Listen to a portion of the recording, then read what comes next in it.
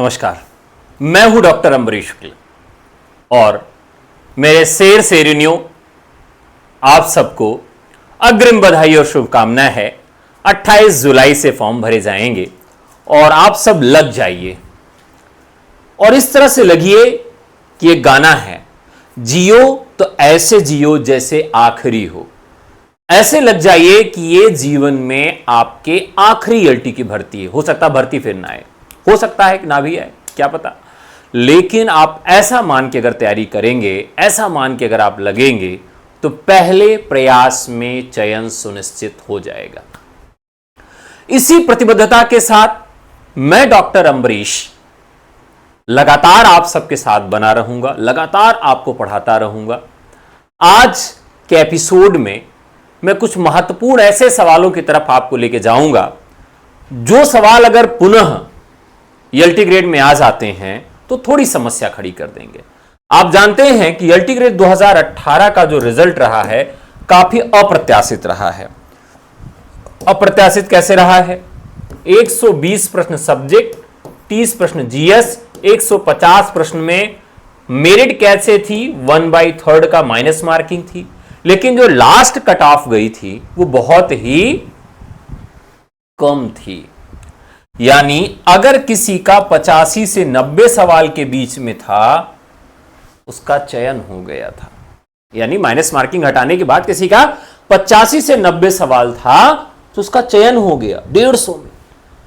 यानी कि 50% से थोड़ा सा अधिक 60% के नजदीक जो है वो कट ऑफ बन गई थी।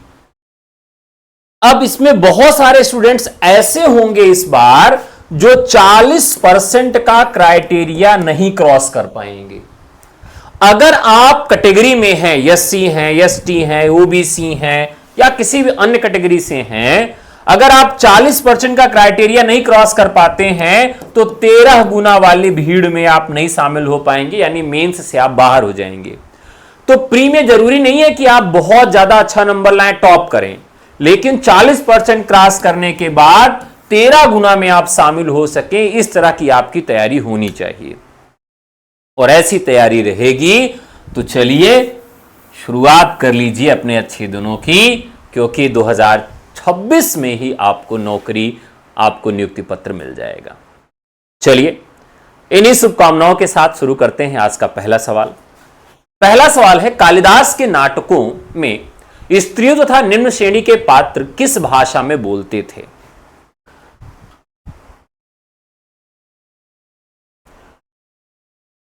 हिंदी 2 साल, देखिए इंटर में संस्कृत है एकल विषय से और 2 साल हिंदी फॉर्म भर सकती हैं। ठीक है श्वेता जी, व्हाट्सएप करके टीचर्स एकेडमी से बैच ले लीजिए, संजीवनी, धूमधाम से तैयारी करिए, अग्रिम शुभकामना ले लीजिए और बधाई ले लीजिए, चयन भी होगा आपका। ठीक है, चलिए अब बात कर लेते हैं भाषा विज्ञान का। ये भाषा विज्ञान से जुड़ा हुआ सवाल है। देखिए जब भाषा की शुरुआत हुई तो संस्कृत जो थी वह सभी भाषाओं की जननी है। संस्कृत के 2 रूप प्रचलित थे, एक रूप था हमारा वैदिक संस्कृत और एक रूप था हमारा लौकिक संस्कृत। लौकिक संस्कृत जो है इसी का विकास होता है, क्योंकि वैदिक संस्कृत का विकास नहीं हो पाता क्योंकि इसमें नियम जो थे वह थोड़े से ऐसे नियम थे। क्या हो गया?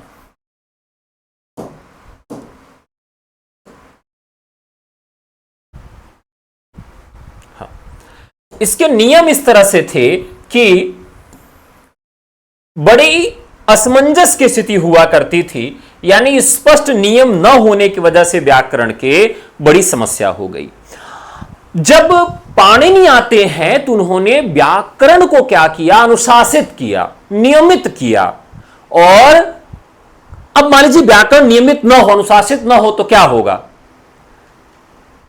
होगा यही कि बाबा रामदेव जैसे बहुत सारे लोग आपको घी बेचेंगे। क्या लिखेंगे घी के डिब्बे पे? देसी गाय का घी।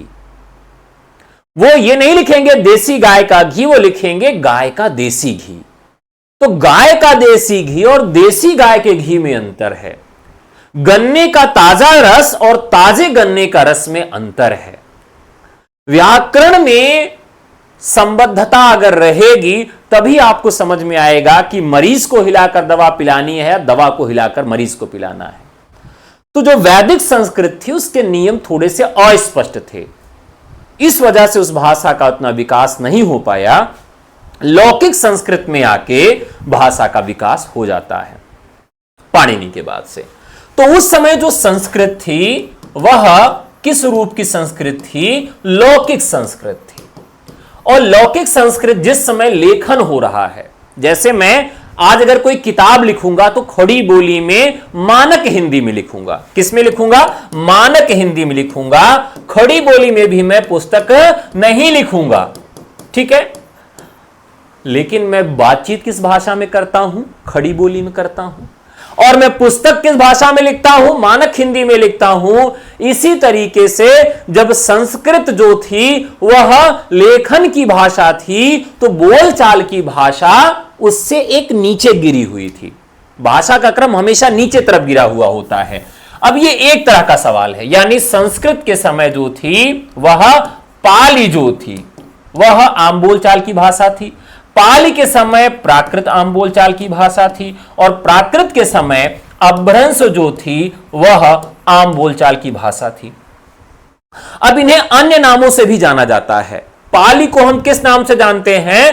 प्रथम प्राकृत के नाम से जानते हैं। किस नाम से जानते हैं? प्रथम प्राकृत। प्राकृत को किस नाम से जानते हैं? हम द्वितीय प्राकृत के नाम से जानते हैं। और अपभ्रंश को हम किस नाम से जानते हैं? तृतीय प्राकृत के नाम से जानते हैं। इसका मतलब एक चीज हमें सीधे सीधे स्पष्ट हो गई कि पाली जो है वह प्रथम प्राकृत है, यानी संस्कृत जब बोलचाल की भाषा नहीं थी, संस्कृत जब लेखन की भाषा थी, तो उस समय पाली जो थी वह आम बोलचाल की भाषा थी।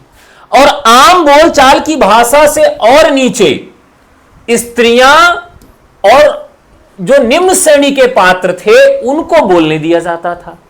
अब आज भी अगर आप कोई नाटक देखें, कोई फिल्म देखें, उस फिल्म और नाटक का जो नायक है वो तो बेचारा हिंदी भी ठीक से नहीं बोल पाता है, और जो उसका नौकर है फर्राटेदार अंग्रेजी बोले, तो क्या ऐसा लगेगा आपको? थोड़ा सा आप कनेक्ट नहीं हो पाएंगे। धोबी की भाषा, सब्जी बेचने वाले की भाषा, बैंक मैनेजर की भाषा, एक अध्यापक की भाषा, आपकी भाषा, इन सभी की भाषाओं में एक अलग अलग रूप है। अगर इन रूपों को अलग नहीं रखेंगे तो नाटक कैसे होंगे? बेकार हो जाएंगे। लोग उससे सिंप्लीफाई नहीं कर पाएंगे, साधारणीकृत नहीं हो पाएंगे। इसीलिए उस दौर में संस्कृत के काल में जो भाषा थी वह और नीचे तरफ गिरी हुई थी। हो सकता है कि उस दौर में अपभ्रंश भी बोल रहे हो लोग, तृतीय प्राकृत का भी प्रयोग कर रहे हो, जो एकदम अधम लोग रहे हो, जिनका शिक्षा विद्या से कोई भी लगाव नहीं था, बहुत इससे दूर थे। तो ये इसका क्रम है। इस तरीके से अगर आपका सवाल बनता है तो राइट आंसर क्या हो जाएगा? कालिदास के समय में जो थी प्राकृत जो थी वह निम्न श्रेणी के पात्रों के लिए एक भाषा हुआ करती थी। समझ में आ गया? क्लियर हो गया होगा सबको? अगला सवाल है, इनमें से एक रचना भवभूति की है। इनमें से एक रचना भवभूति की है। अब देखते हैं। देखिए यहां पर भवभूति की रचना जो है वह भूल जाती है। इनका नाम क्या है? भवभूति है। भभूति अगर हम याद करें, भभूत आजकल के जो बाबा हैं या पहले के जमाने के जो बाबा थे वो कैसे होते थे? हर बात पे भभूत देते थे। ये बच्चा ले जा भभूत, ले बच्चा ले जा भभूत। तो यहां पर भभूत जो है, भवभूति को हम भभूत से जोड़कर याद करेंगे तो जिनकी जितनी रचनाएं हैं सब हमको आसानी से याद हो जाएंगी। कादंबरी किसकी रचना है? बाणभट्ट की है। ये हमको याद रहेगा, आसान सा सवाल है, बाणभट्ट की हो गई। किरातार्जुनीयम किसकी रचना है? भारवी की रचना है। भारवी की रचना है, ठीक है, ये भी हमें याद रहेगा। और नैषधीय चरित किसकी रचना है? श्री हर्ष की रचना है, ठीक है। अब देखिए इन रचनाओं को हम कैसे याद करें कि हमें भूले ना। ट्रिक देखिए, मजेदार ट्रिक। जैसे नैषधीय चरित है, ठीक है। अब देखिए यहां नैषधीय, नैषधीय अगर आप कभी इलाहाबाद गए हो तो इलाहाबादी हर बात को कैसे करके बोलते हैं? न भाई, मौका न चाहिए, न भाई। हर बात में ना को नए कहते हैं। वो क्या कहते हैं? या कुछ लोग नकनके होते हैं तो हर बात में नए नए करते हैं। तो नैषधीय चरित, नैषधीय चरित अब मान लीजिए आपके घर में कोई हर्ष वाला कार्यक्रम है, हर्ष मतलब सब खुश हैं, पार्टी हो रही है, तो उस कार्यक्रम में आप देखेंगे बहुत सारे लोग ऐसे होते हैं जो नए कहते हैं, चलो भैया खाना खा लो, नहीं खाएंगे। फूफा जीजा टाइप के बहुत सारे लोग होते हैं जो नए नए करते रहते हैं, हर बात पे नाराज हो जाते हैं। तो नैषधीय चरित श्री हर्ष, आपके घर में कोई हर्ष वाला प्रोग्राम होगा, हर्षोल्लास का प्रोग्राम होगा, तो बहुत सारे लोग ऐसे होंगे जो हर बात पे नए नए करेंगे, नकनकाएंगे कि भैया हमको नहीं खाना, हमको नहीं रहना। इस तरह से नैषधीय चरित श्री हर्ष को याद कर लेंगे। किरातार्जुनीयम भारवी की रचना है, ये आप सबको वैसे याद होगी, किरातार्जुनीयम भारवी। अब भारवी का मतलब भारत, भारत में महाभारत, भारवी को मतलब हम क्या समझ लेंगे, महाभारत में। महाभारत में कौन थे, अर्जुन किरात का विष, किरात को बुलाए थे बात करने के लिए, अर्जुन महाभारत। किरातार्जुनीयम भारवी, भा से भारत, भा से भारत, यहां भारवी हो गया, तो अर्जुन और भारत यानी महाभारत की कथा में अर्जुन थे। इस तरह से याद कर लेंगे। एक बार लाइक आप सब बढ़ा दीजिए, लाइक थोड़े से कम है, एक बार फटाफट आप लोग लाइक बढ़ा दीजिएगा। कादंबरी, कादंबरी जो है वह बाणभट्ट की कथा है, ठीक है। और उत्तर रामचरितम, भवभूत की रचना यहां पर पूछा है, तो यहां राइट आंसर हो जाएगा भवभूति। मालती माधवम और महावीर चरितम, ठीक है, मालती माधवम, मालती माधवम। और अब देखिए इनका जो कितने सर्ग हैं ये भी आपको याद रखना पड़ता है। अब आप मान लीजिए आपसे पूछे कि मालती माधव जो है, यह इस मालती माधव में क्या, भाई सर आप नाराज तो नहीं होंगे, आप हमको बहुत अच्छे लगते हैं। अरे हम काहे नाराज होंगे भाई, हमें तो खुशी होगी कि ठीक है आप अच्छे लगते हैं हमको, मतलब आप मुझे पसंद करते हैं, अच्छी बात है। मालती माधव, अब देखिए आप जब कहीं बाजार में जाते हैं तो क्या होता है, कहते हैं हर माल 5 रुपए का, हर माल 5 रुपए का, और एक जगह कहते हैं कि हर माल 10 रुपए का। तो अगर हम इस तरीके से याद रखें तो कई रचनाएं हमको याद हो जाएंगी जिनमें मालती शब्द आया है, हर माल आ जाता है, तो मालती माधव भी इस तरह से हो जाएगा।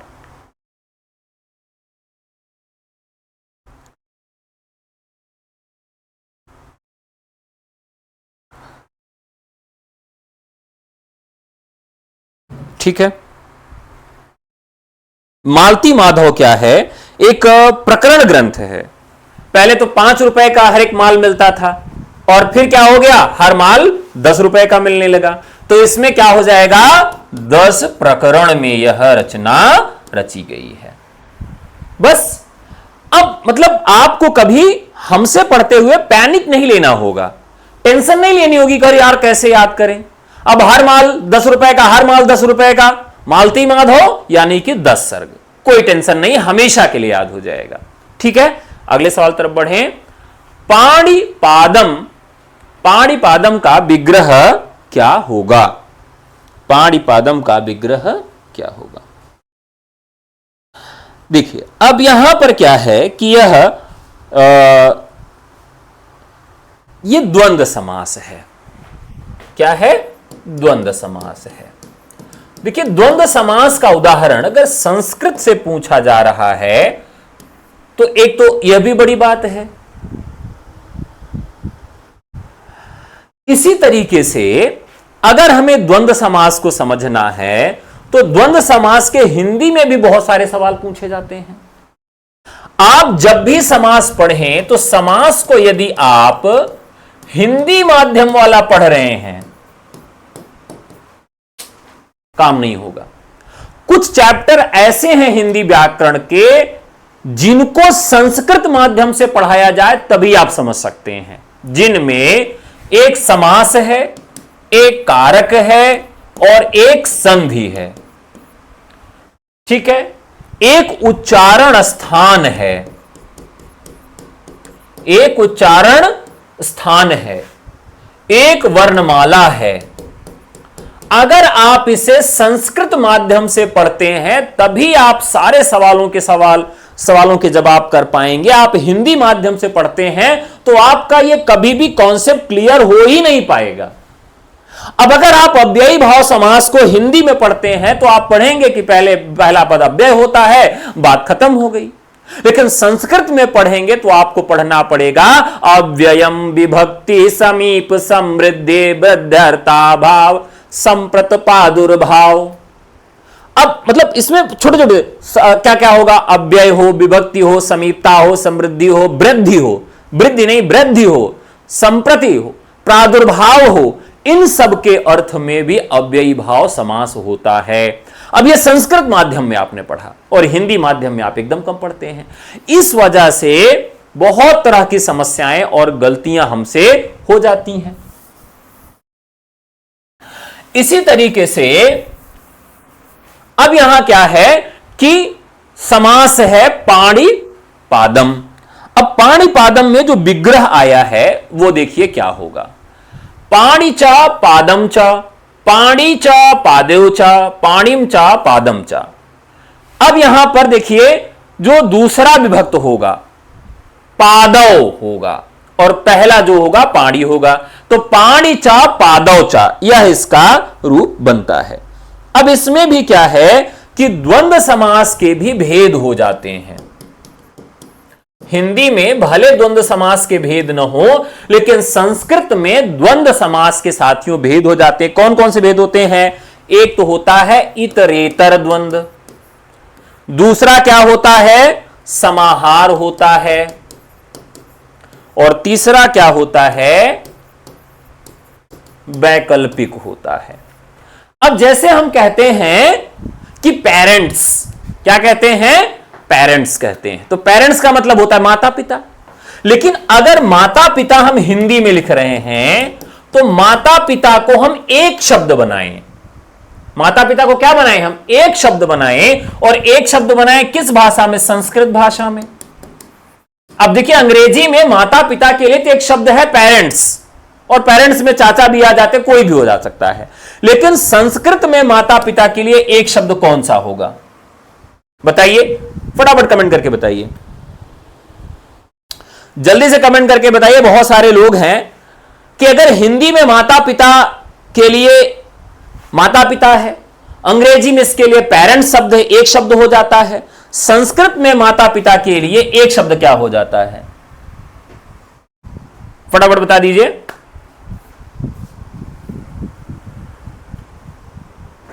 पितरौ, एकदम सही बात है। तो यहां हम पितरों कह देंगे, पितृ अगर शब्द कह देते हैं तो उस पितरों का मतलब हो जाता है माता और पिता दोनों। अब ये संस्कृत में बात बनती है, तो मान लीजिए ये ऑप्शन तुम्हारा सही है। इतरेतर में क्या है, एक छोड़ देते हैं, वैकल्पिक में विकल्प से एक हो जाता है, और समाहार में जोड़ देते हैं। अब जैसे हिंदी में कुछ ऐसे समास हैं जिसमें हम गड़बड़ी करते हैं। जैसे मैं एक समास आपसे पूछूं, आप सबको जवाब देना है अपने दिल पे पथरवा रख के, पूछें, बताइए। जैसे मैंने कहा इलाहाबाद में कौन सा समास है, भाई मैं इलाहाबाद का हूं तो हर एक उदाहरण में मेरे इलाहाबाद जरूर आ जाता है। तो बताइए इलाहाबाद में कौन सा समास है, इलाहाबाद का समास आप बता दीजिए। ये तभी आप बता पाएंगे जब आप संस्कृत वाला समास जानते होंगे। इसी तरीके से अगर मैं पूछूं कि 62 में कौन सा समास है, 62 में, इलाहाबाद में कौन सा समास है, 62 में कौन सा समास है। इसी तरीके से 39 में कौन सा समास है, 39 में कौन सा समास है। इसी तरीके से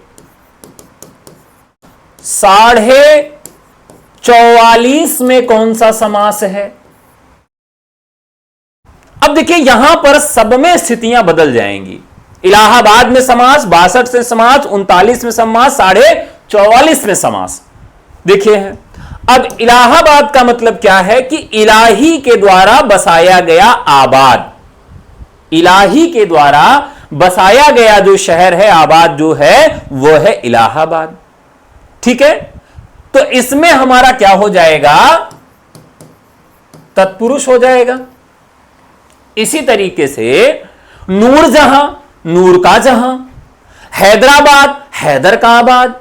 ठीक है, इसी तरीके से 62 शब्द आ गया। अब 62 में लोग अलग अलग धारणा बताएंगे कि 62 में ये होगा, 62 में होगा। हम बताते 62 में क्या होगा। तो 62 में जो होगा 60 और 2, 60 और 2 का जो समाहार है, 60 और 2 का जो समाहार है वो क्या हो जाएगा, 62 हो जाएगा। यानी यहां पर 60 और 2 का समाहार होने पे जब 62 होगा तो 62 में कौन सा समास होगा, द्वंद्व समास होगा।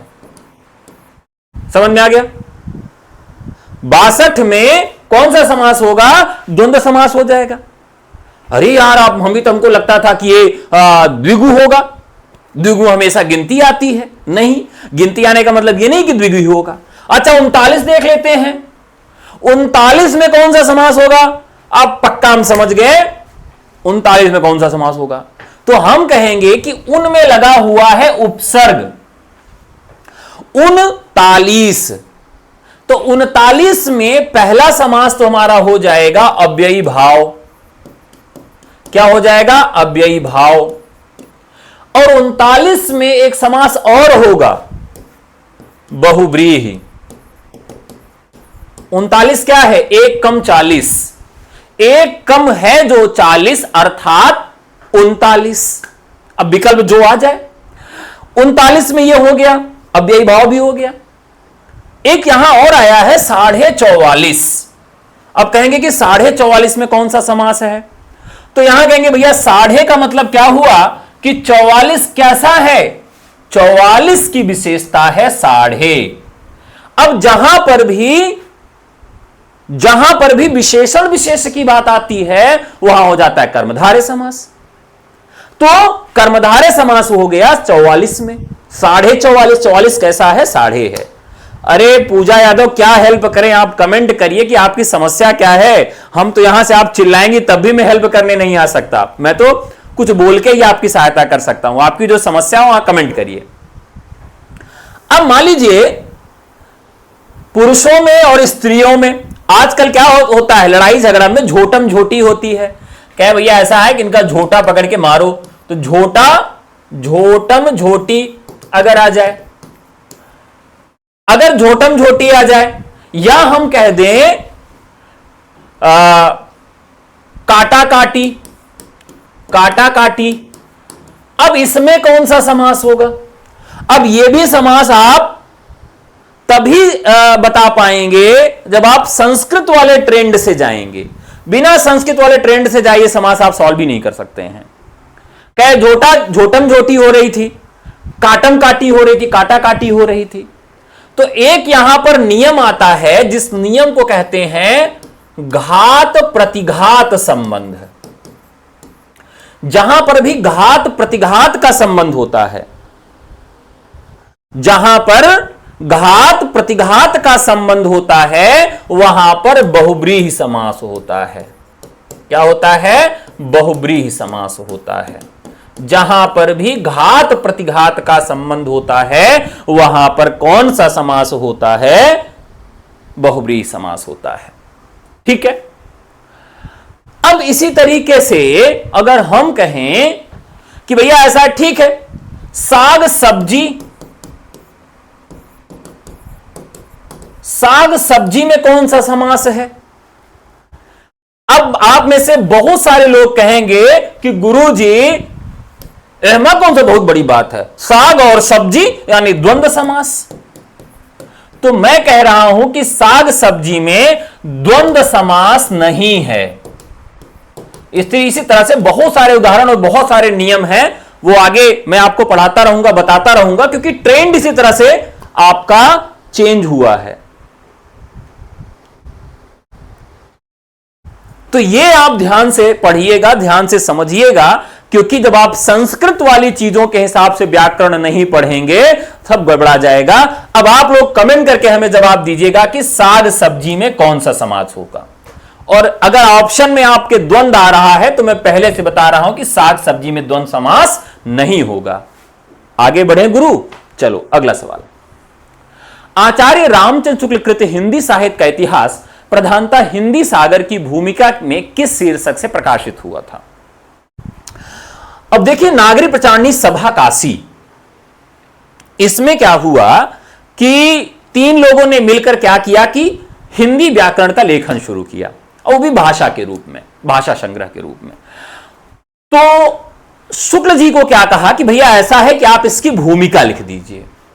शुक्ल जी इसकी भूमिका लिखना शुरू किए, और इसकी भूमिका लिखते लिखते इतनी बड़ी हो गई कि शुक्ल जी ने कहा यार ये तो बहुत बड़ी हो गई, इसको एक इतिहास का रूप दे देते हैं। तो यहां पर जो इसका जवाब होगा वो क्या होगा, फटाफट जवाब दें। हिंदी साहित्य का विकास, हिंदी साहित्य का विकास। ये आसान सवाल था, आगे बढ़ते हैं। सर प्लीज फीस थोड़ा कम कर दीजिए, फीस नहीं दे सकती। सर एलटी ग्रेड में फॉर्म फिल करने के लिए 12 में संस्कृत होना चाहिए, मेरा 12 में कॉमर्स से और ग्रेजुएशन में हिंदी संस्कृत बीएड। देखिए भाई 12वीं में संस्कृत आपकी होनी चाहिए, 12वीं में आपका संस्कृत होना चाहिए। निम्नलिखित में से कौन रचनाकार ज्ञानपीठ पुरस्कार से सम्मानित नहीं है? अब यह एक ऐसा सवाल है साथियों जो सबसे अधिक गलत होता है। ज्ञानपीठ पुरस्कार, अब इसको भी मैं आज याद ही करा देता हूं।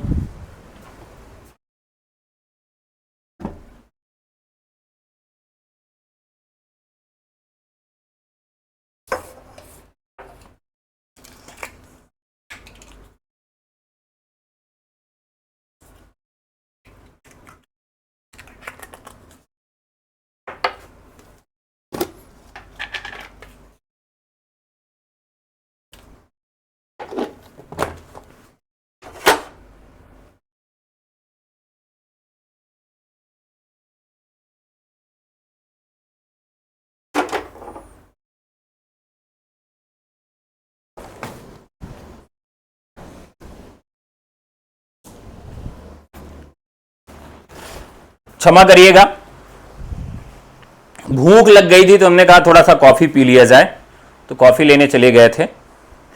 देखिए मैं क्या बताऊं यार, मैं रात को ही थोड़ा सा एंजॉय करके पढ़ा पाता हूं, बाकी पूरा दिन तो समय की बाध्यताएं रहती हैं। तो चलिए, निम्नलिखित में से कौन रचनाकार ज्ञानपीठ पुरस्कार से सम्मानित नहीं है, यह आपका सवाल है। पुरस्कार से संबंधित यहां पर एक सवाल आपका पूछा ही जाएगा। अब इसमें आप देखिए तो ज्ञानपीठ पुरस्कार जो है वो काफी नए तरह का पुरस्कार है, ये मान सकते हैं। अब इन सब में सुमित्रा नंदन पंत, रामधारी सिंह दिनकर, महादेवी वर्मा, हजारी प्रसाद द्विवेदी, ये सारे लोग आपको मिल जा रहे हैं। तो 1968 में चिदंबरा के लिए मिल गया, चिदंबरा के लिए मिल गया पुरस्कार। रामधारी सिंह दिनकर को भी मिल जाता है उर्वशी के लिए। 1972 उर्वशी के लिए मिल जाता है। महादेवी वर्मा को भी यह पुरस्कार मिल जाता है यामा के लिए, जबकि हजारी प्रसाद द्विवेदी को यह पुरस्कार नहीं मिलता है।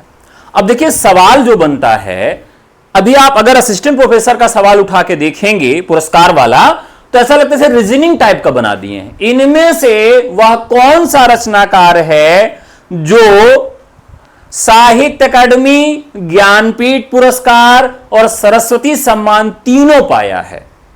इनमें से कौन सा रचनाकार है जो तीनों नहीं पाया है? इस तरह का रीजनिंग वाला सवाल पूछ देते हैं, यानी वो एक साथ 3 पुरस्कारों के सवाल को जोड़कर पूछ रहे हैं। यानी हमें पुरस्कारों की मूलभूत जानकारी होनी चाहिए। ठीक है, आगे बढ़ें। आचार्य रामचंद्र शुक्ल ने उत्तर मध्यकाल को क्या नाम दिया? उत्तर मध्यकाल को शुक्ल जी ने क्या नाम दिया? अब यहां देखें तो श्रृंगार काल, अलंकृत काल, रीतिकाल या फिर माध्यकाल। फटाफट कमेंट करके बताइए।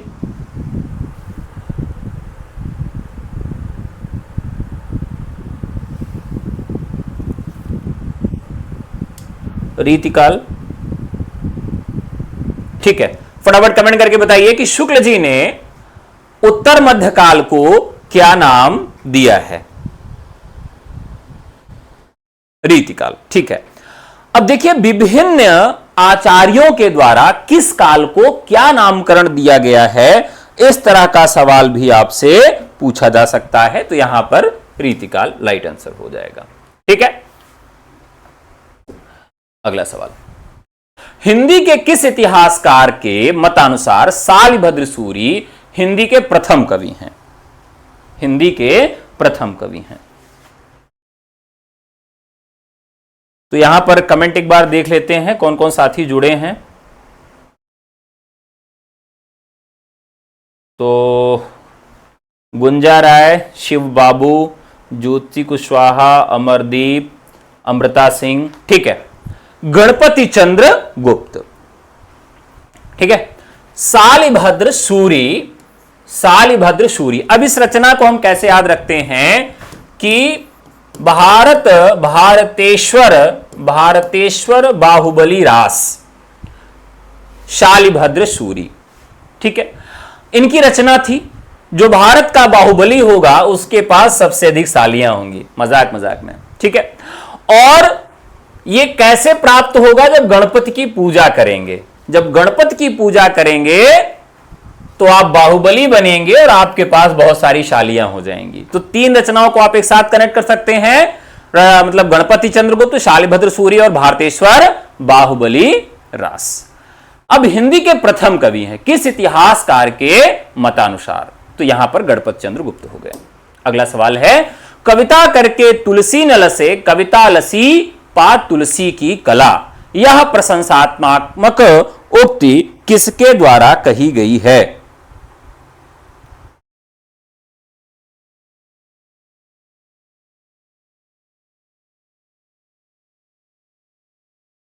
यह प्रशंसात्मक उक्ति किसके द्वारा कही गई है?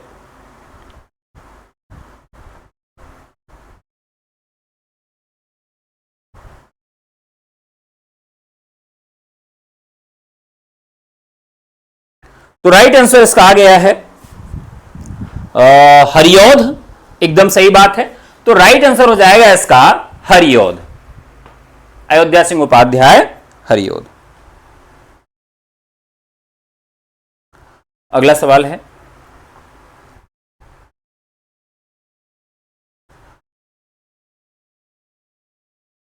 अगला सवाल है,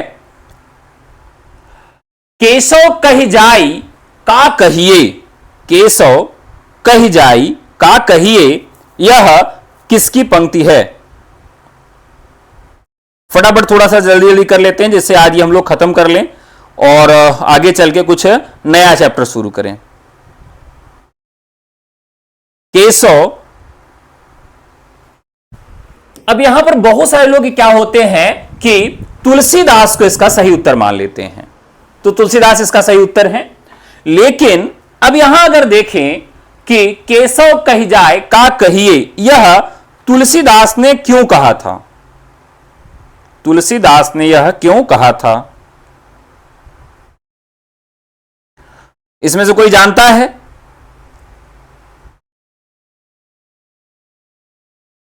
ये एक उनका पद है, उस पद में क्या कहते हैं?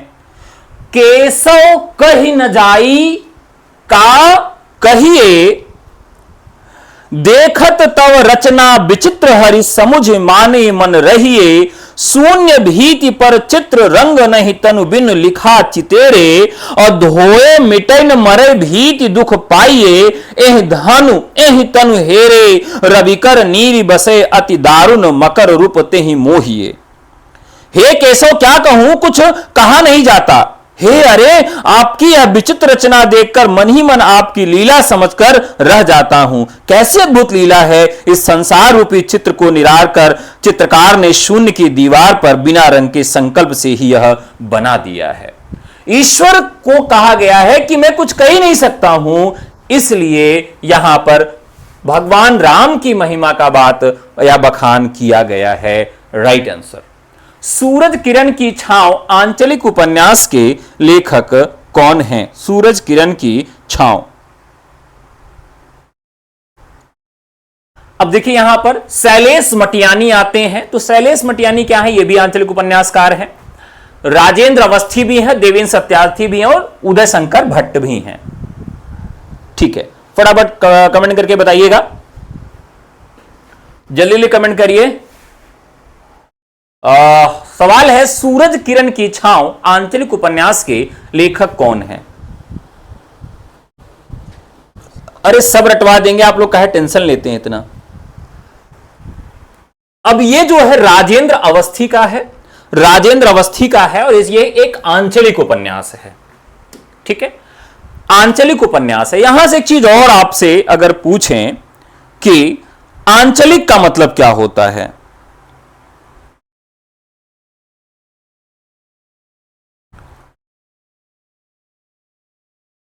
यहां दो शब्द आते हैं। एक होता है आंचलिक, एक शब्द होता है आंचल, और एक शब्द होता है अंचल। क्या ये तीनों एक हैं या तीनों अलग अलग हैं, ये बताना है आपको। ये तीनों शब्द अलग अलग हैं। अरे पूजा यादव जी, क्या हेल्प करें प्लीज, कमेंट, आप कमेंट करके लिखिए कि क्या समस्या है।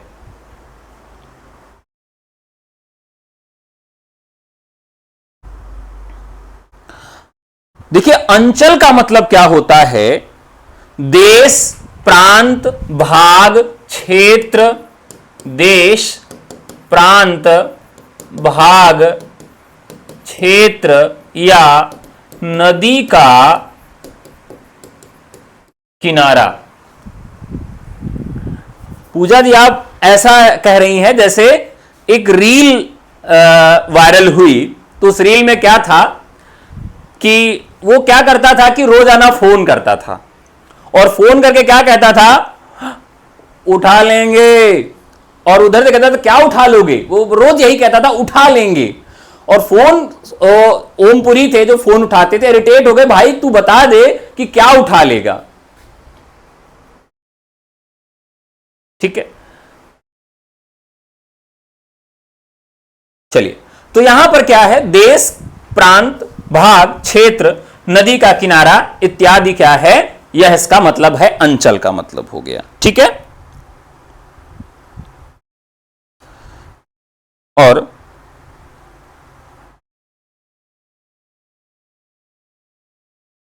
आगे बात करते हैं। आचार्य रामचंद्र शुक्ल प्रेमाख्यानक परंपरा की पहली रचना किसको मानते हैं? प्रेमाख्यानक काव्य परंपरा की पहली रचना वह किसको मानते हैं?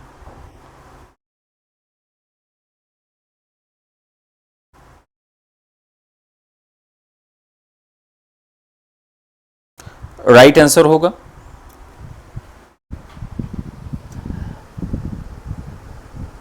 रिफंड करवा दें।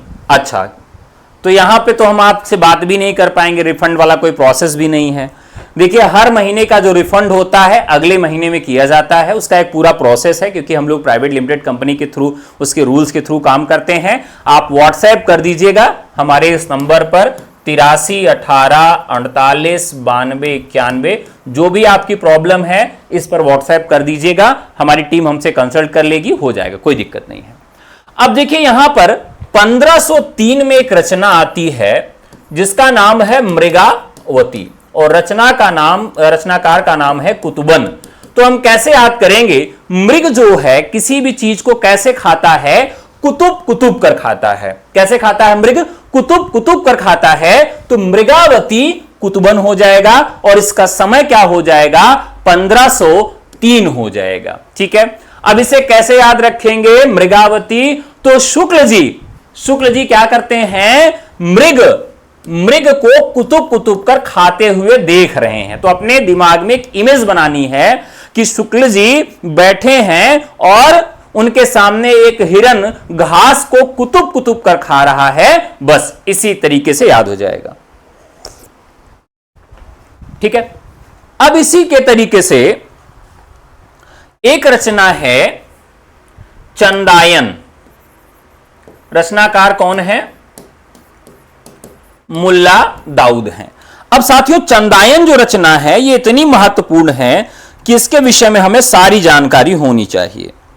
इसे अगर किसी आचार्य के अनुसार न पूछा जाए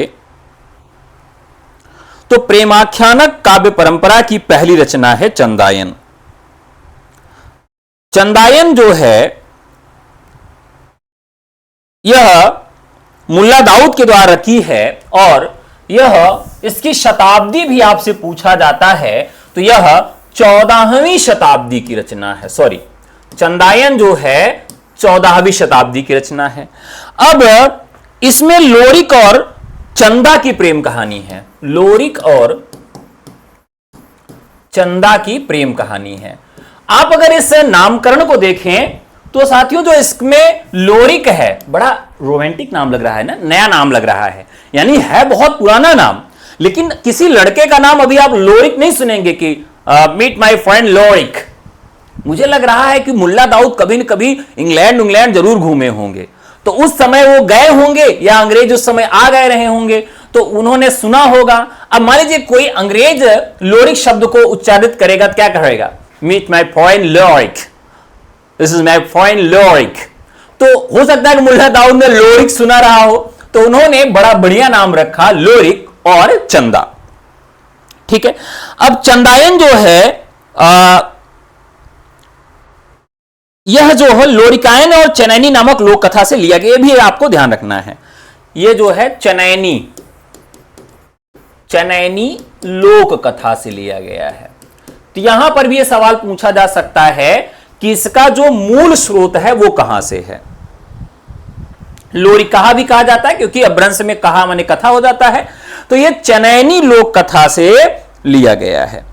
अब यहां पर लोक कथा को आधार बनाकर उन्होंने लिखा एक चीज और यहां पर है कि 12 मासा और विरह वर्णन, 12 मासा में विरह वर्णन किया गया है। अब यहां एक सवाल और पूछता है कि कौन सी वह कृति है जिसमें 12 मासा का प्रयोग किया गया है। दोहा और चौपाई छंदों में यह रचना मिलती है, दोहा चौपाई में। लेकिन आज का एक टॉप क्वेश्चन अगर बता दूं, एलटी ग्रेड के हिसाब से अगर बता दूं, तो पूछेगा जिस समय चंदायन नामक कृति की रचना हुई उस समय भारत के केंद्र में किसकी सत्ता थी? तो राइट आंसर इसका हो जाएगा फिरोज शाह तुगलक। फिरोज शाह तुगलक। क्या बताएंगे? भारत में उस समय फिरोज शाह तुगलक की सत्ता थी। ठीक है, तो इसे चनैनी लोक कथा भी कहा जाता है, यानी उस समय यह इस प्रकार की कथाएं वर्णित होती थी या उस समय चलती रहती थी।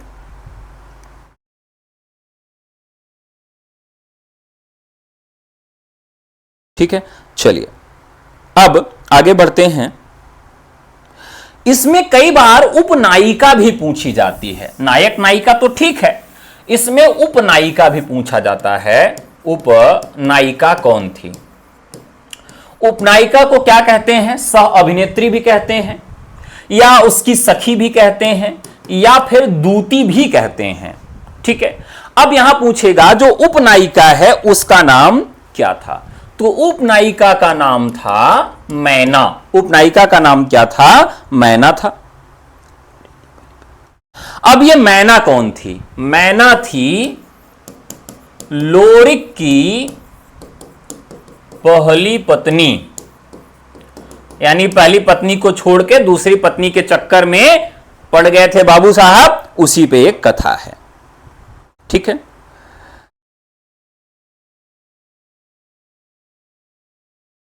अब यहां एक यह भी पूछा जाता है कि जो चंदा है उस पर एक व्यक्ति भी और मतलब मोहित हो गया था, और ऐसा व्यक्ति मोहित हुआ था जिसकी आप कल्पना ही नहीं कर सकते। यानी वो कहां है जाता है ना कि कहां राजा भोज कहां गंगू तेली। तो एक बाजुर नाम का व्यक्ति था। क्या नाम था? बाजुर। और बाजुर कौन था? भिक्षुक था। बाजुर कौन था? भिक्षुक था। तो चंदा से प्रेम कौन करता था? बाजुर नाम का भिक्षुक भी इनसे प्रेम करता था कि चंदा मेरी है, और लोरिक कहते थे चंदा मेरी है। तो यहां पर बाजुर नामक एक भिक्षुक है जो इससे करता है। चंदा की एक सखी भी थी जिसका नाम बृहस्पति था। ठीक है, आगे बढ़ते हैं। निम्नलिखित में से कौन सी रचना शिवदान सिंह चौहान की है? चलिए, शिवदान सिंह चौहान की रचना पूछ रहा है।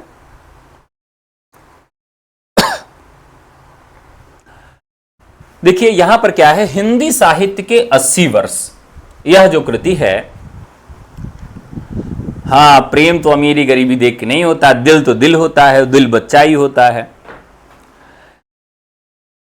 मैंने छोड़ के चली गई थी क्या? मैना छोड़ के नहीं गई थी। देखिए जितने भी प्रेमाख्यानक काव्य हैं उसमें क्या होता है, आज की पत्नियां छोड़ के चली जाती हैं, पहले के पति जो होते थे पत्नी को डायन बता देते थे और दूसरी प्रेमिका को क्या कहते थे कि ये ईश्वर हैं, ईश्वर और परमात्मा की खोज में निकल जाते थे। इश्क हकीकी और इश्क मतलब इश्क मिजाजी से इश्क हकीकी तक पहुंच जाते थे। तो जो सूफीज्म का कॉन्सेप्ट था यही कॉन्सेप्ट था। तो सूफीज्म के आधार पर वो छोड़कर चले गए थे। राउर बेल किस तरह की रचना है? राउर बेल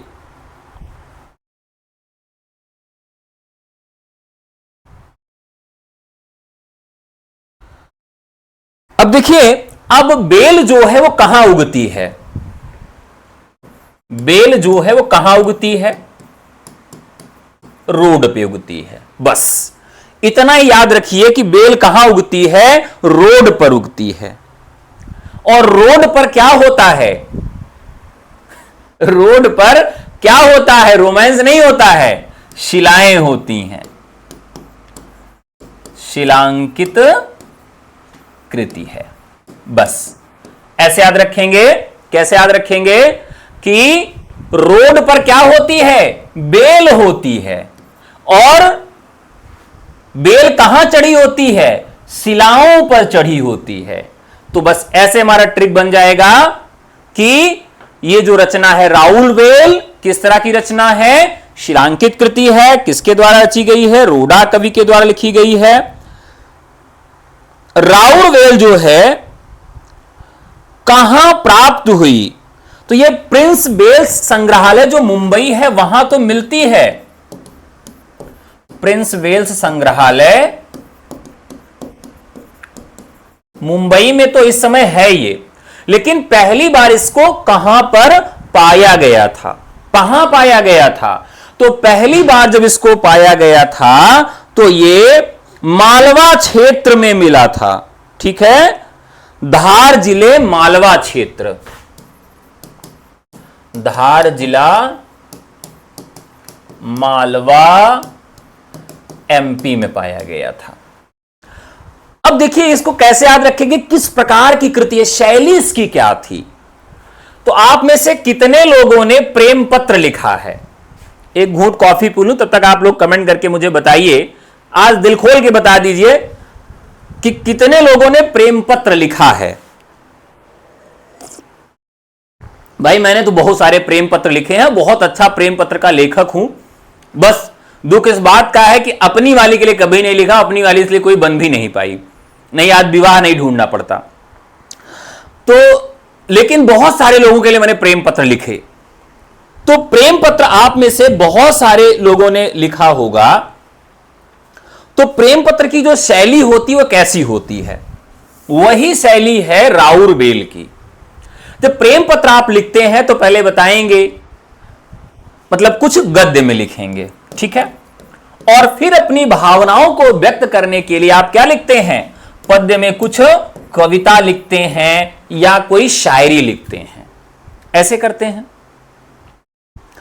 तो आप जब देखिए तो उसमें गद्य भी होता है और पद्य भी होता है। मतलब कोई भी आप प्रेम पत्र ऐसा नहीं देखेंगे कि केवल गद्य ही गद्य लिखा हो या केवल पद्य ही पद्य लिखा हो।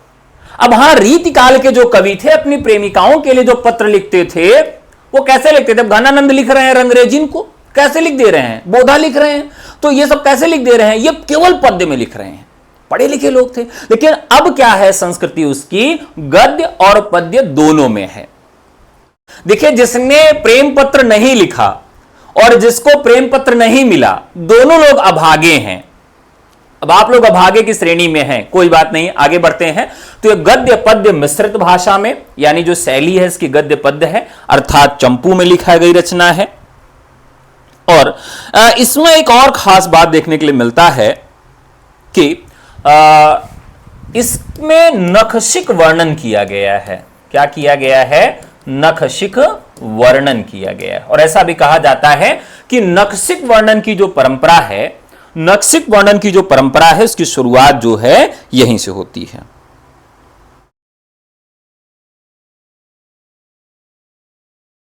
ठीक है,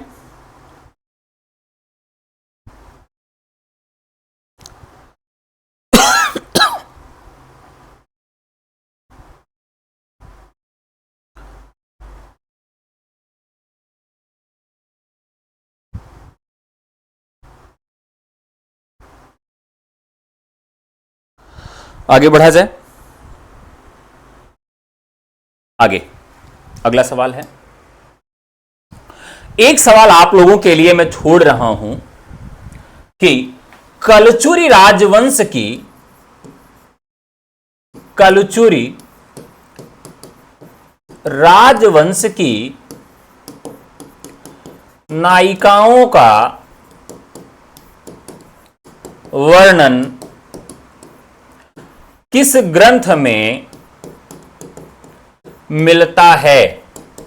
इसका जवाब आप लोग कमेंट बॉक्स में नवाजिएगा। ठीक है, एग्जाम पैटर्न क्या रहेगा? प्री और मेंस रहेगा। मेंस ऑब्जेक्टिव होगा, प्री में जीएस और सब्जेक्ट पूछा जाएगा। ठीक है, अगला सवाल, प्रसिद्ध समीक्षक रमेश कुंतल मेघ को उनकी किस कृति के लिए वर्ष 2017 का साहित्य अकादमी पुरस्कार दिया गया है? देखिए, रमेश कुंतल मेघ जो है साथियों, ये किस तरह का साहित्य लिखते हैं यह भी ध्यान रखना है। तो विश्व मिथक सरित सागर, ये जितने भी पौराणिक हैं या मिथकीय काव्य हैं उसके लिए। आगे बढ़ते हैं, प्रथम विश्व हिंदी सम्मेलन कहां हुआ था? तो बहुत आसान सा सवाल है। प्रथम विश्व हिंदी सम्मेलन हुआ था 1910 में, वही हुआ था, 10 जनवरी को हुआ था, यही हुआ था। सन क्या था उसका? विश्व हिंदी सम्मेलन से संबंधित भी सवाल आपसे पूछे जाएंगे।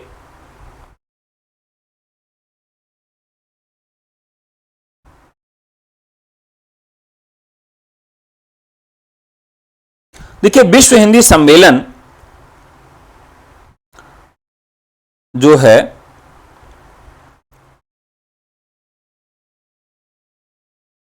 10 जनवरी 1975 में विश्व हिंदी सम्मेलन की श्रृंखला जो है वो आरंभ की गई थी।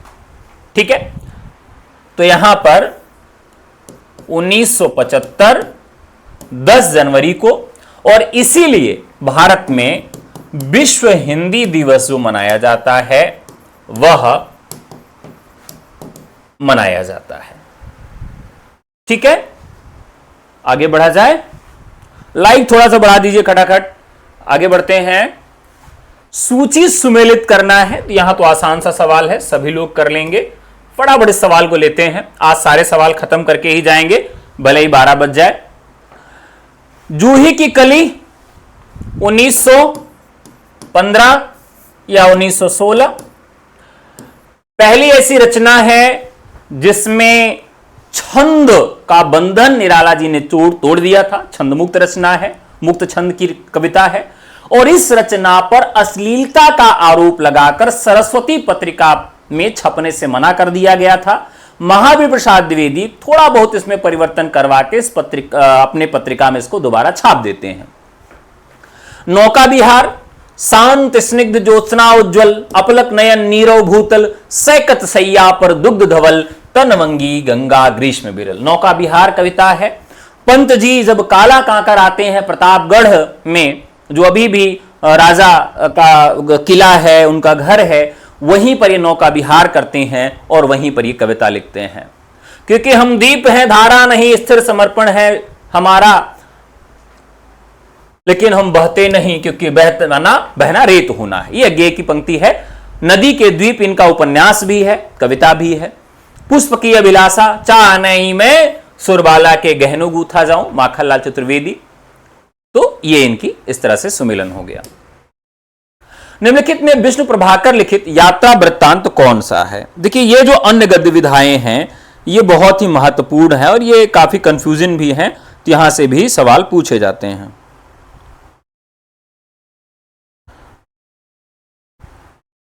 विष्णु प्रभाकर, अब देखिए इनका नाम ही कैसा है, विष्णु नाम है। ठीक है। कलचुरी राजवंश की नायिकाओं का वर्णन उक्त व्यक्ति प्रकरण में मिलता है। अच्छा, यह सवाल टीजीटी 2021 में आया था और ठीक एक रात पहले, जिस दिन पेपर होने वाला ठीक एक रात पहले टेलीग्राम पर इस तरह के 8-10 सवाल मैंने बताए थे और वो सवाल हूबहू आ गए पेपर में। ठीक है, इसीलिए मैंने इस सवाल को कहा है आपको अच्छे से पढ़ लीजिएगा, फिर मैं कल आके आपको जवाब दूंगा इसका। ठीक है, चलिए बताइए, निम्नलिखित में से विष्णु प्रभाकर लिखित यात्रा वृत्तांत कौन सा है? जवाब दीजिए फटाफट, टाइम ज्यादा ना होने पाए।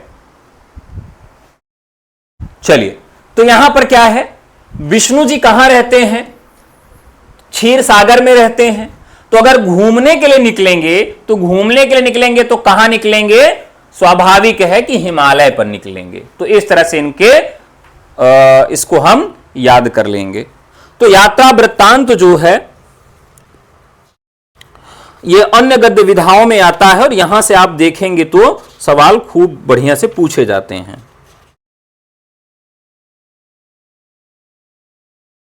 हंसते निर्धर धौकती भट्ठी हम सफर मिलते रहें, हम सफर मिलते रहें, ये भी इनकी रचनाएं हैं। अगला सवाल है, महादेवी वर्मा द्वारा लिखित पथ के साथी में लिखित में से किस साहित्य का संस्मरण नहीं है? पथ के साथी में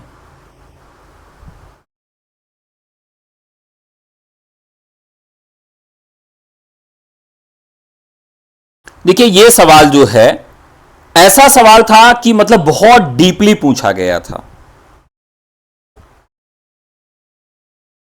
पथ के साथी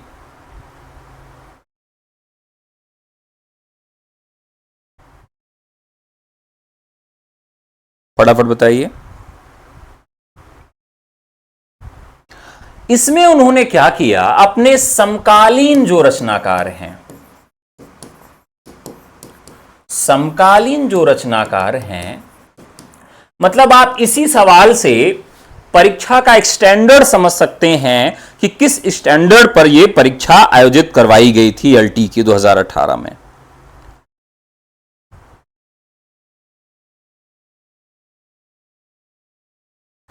अब इसमें 11 लोगों पर यह बात लिखी गई थी। कितने लोग थे टोटल? 11 लोग थे। दद्दा, तो दद्दा ये किसको कहती थी? गुप्त जी को कहती थी। निराला, निराला को क्या कहती थी? भाई कहती थी, उनके साथ भाई बहन का संबंध था। स्मरण, स्मरण के नाम से किसको लिखा था? प्रेमचंद को लिखा था। ठीक है। सुमित्रा नंदन पंत इनके मित्र जैसे थे, तो सुमित्रा नंदन पंत के लिए इन्होंने कोई भी अलग से चीज इंक्लूड नहीं की। सुभद्रा, सुभद्रा यानी कि सुभद्रा कुमारी चौहान। यहां से सवाल जो पूछा जाता है, प्रणाम, प्रणाम के नाम से इन्होंने किसको लिखा था?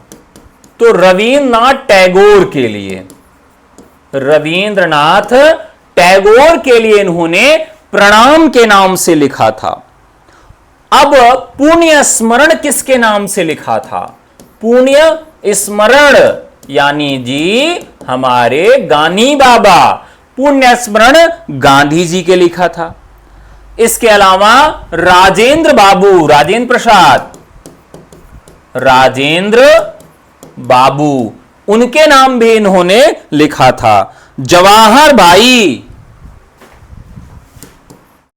जवाहर भाई और अंत में संत राजर्षि, जिनके नाम पर एक विश्वविद्यालय खुला है। संत राजर्षि विद्यालय खुला है ना, क्या नाम है? राजर्षि टंडन विश्वविद्यालय। तो पुरुषोत्तम दास टंडन के नाम पे इन्होंने भी लिखा था। तो कुल 11 लोगों के लिए इन्होंने लिखा था। तो अब इसमें कौन नहीं आ रहे? मैथिली शरणगुप्त यानी दद्दा, रविन्द्रनाथ टैगोर यानी प्रणाम, सूर्यकांत त्रिपाठी यानी कि भाई, और अयोध्या सिंह उपाध्याय हरिऔध के नाम पर इन्होंने कुछ भी नहीं लिखा था। ठीक है, चलिए लाइक बढ़ाते रहिए, लाइक बढ़ाते रहिए भैया, फटाफट आगे बढ़ते हैं। आचार्य हजारी प्रसाद द्विवेदी को केंद्र में रखकर लिखी गई पुस्तक ब्योमकेश दरवेश के लेखक कौन हैं? ब्योमकेश दरवेश के लेखक कौन हैं? अब अभी भी ये बहुत सारे संस्मरण लिख रहे हैं ना।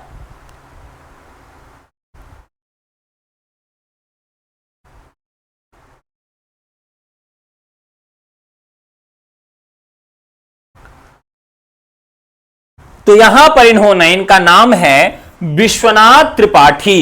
क्या नाम है इनका? विश्वनाथ त्रिपाठी।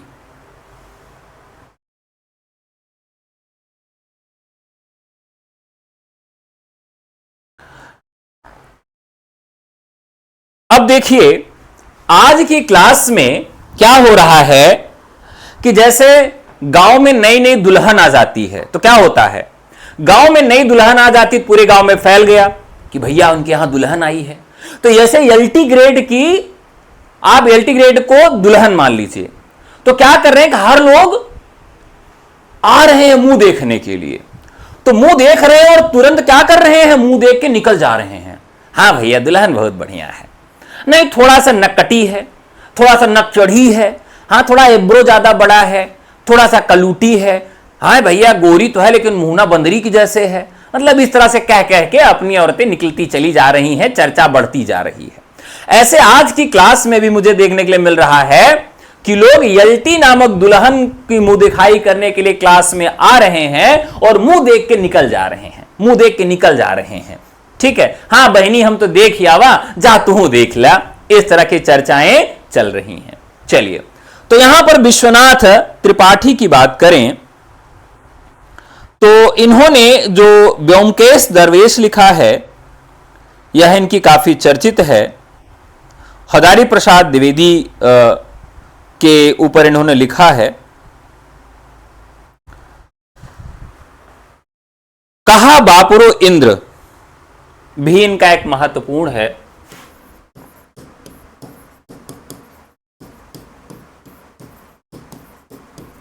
ठीक है,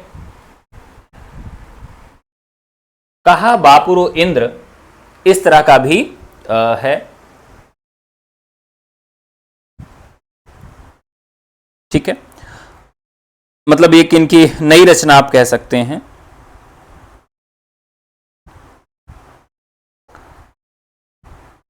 आगे बढ़ा जाए। अभी जैसे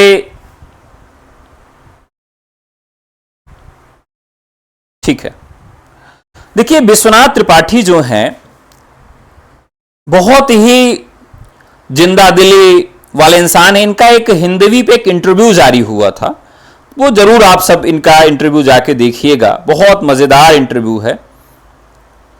इन्होंने नंगा तलाई का एक गांव लिखा है स्मृति में, नंगा तलाई का गांव, ये बहुत महत्वपूर्ण कृति है। ब्योमकेश दरवेश तो है ही है, अपना देश परदेश भी इनका एक महत्वपूर्ण है। अपना देश परदेश भी इनका बहुत महत्वपूर्ण है। और एक इनका जो और आया है थोड़ा सा महत्वपूर्ण है, गंगा स्नान करने चलोगे, गंगा स्नान करने चलोगे। ठीक है, तो ये भी है। अगले सवाल की तरफ बढ़ते हैं। वर्ष 2017 का ज्ञानपीठ पुरस्कार निम्नलिखित में से किस लेखिका को दिया गया है? अब आप देख सकते हैं कि कितने सारे सवाल पुरस्कार से पूछे गए हैं, तो ये तो काफी महत्वपूर्ण हो जाता है। कृष्णा सोबती को उनके संपूर्ण लेखन पर दिया गया है। मैं उनका आदर्श नहीं जो व्यथा न खोल सकेगा, पूछेगा जग किन पिता का नाम न बोल सकेगा, जिनका निखिल विश्व में कहीं न अपना होगा, मन में लिए उमंग जिन्हें चिरकाल कल्पना होगा। उपयुक्त पंक्तियां दिनकर की किस रचना से ली गई हैं? तो यह किससे ली गई है? रश्मि रथी से ली गई है। ठीक है, हाँ आज कंप्लीट करके जाएंगे, आप एकदम मत घबराइए, कंप्लीट करके जाएंगे। एक और द्रोणाचार्य किसकी नाट्य कृति है? एक और द्रोणाचार्य, तो ये किसकी है? शंकर शेष की है। ठीक है, किसकी रचना है ये? शंकर शेष की। जितनी भी रचनाएं हैं वो बहुत ही महत्वपूर्ण हैं। एक और द्रोणाचार्य। अब देखिए यह किस लिए लिखा गया है? तो यह शिक्षा व्यवस्था की विसंगति पर लिखा गया है। शिक्षा व्यवस्था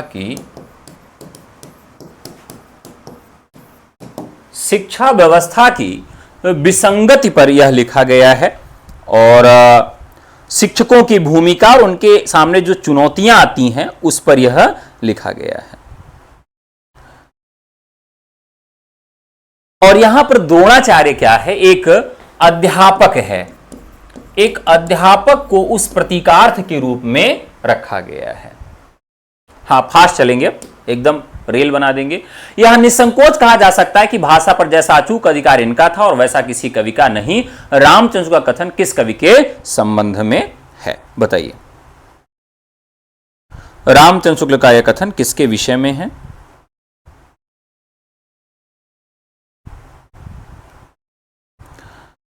अब यह कथन जो है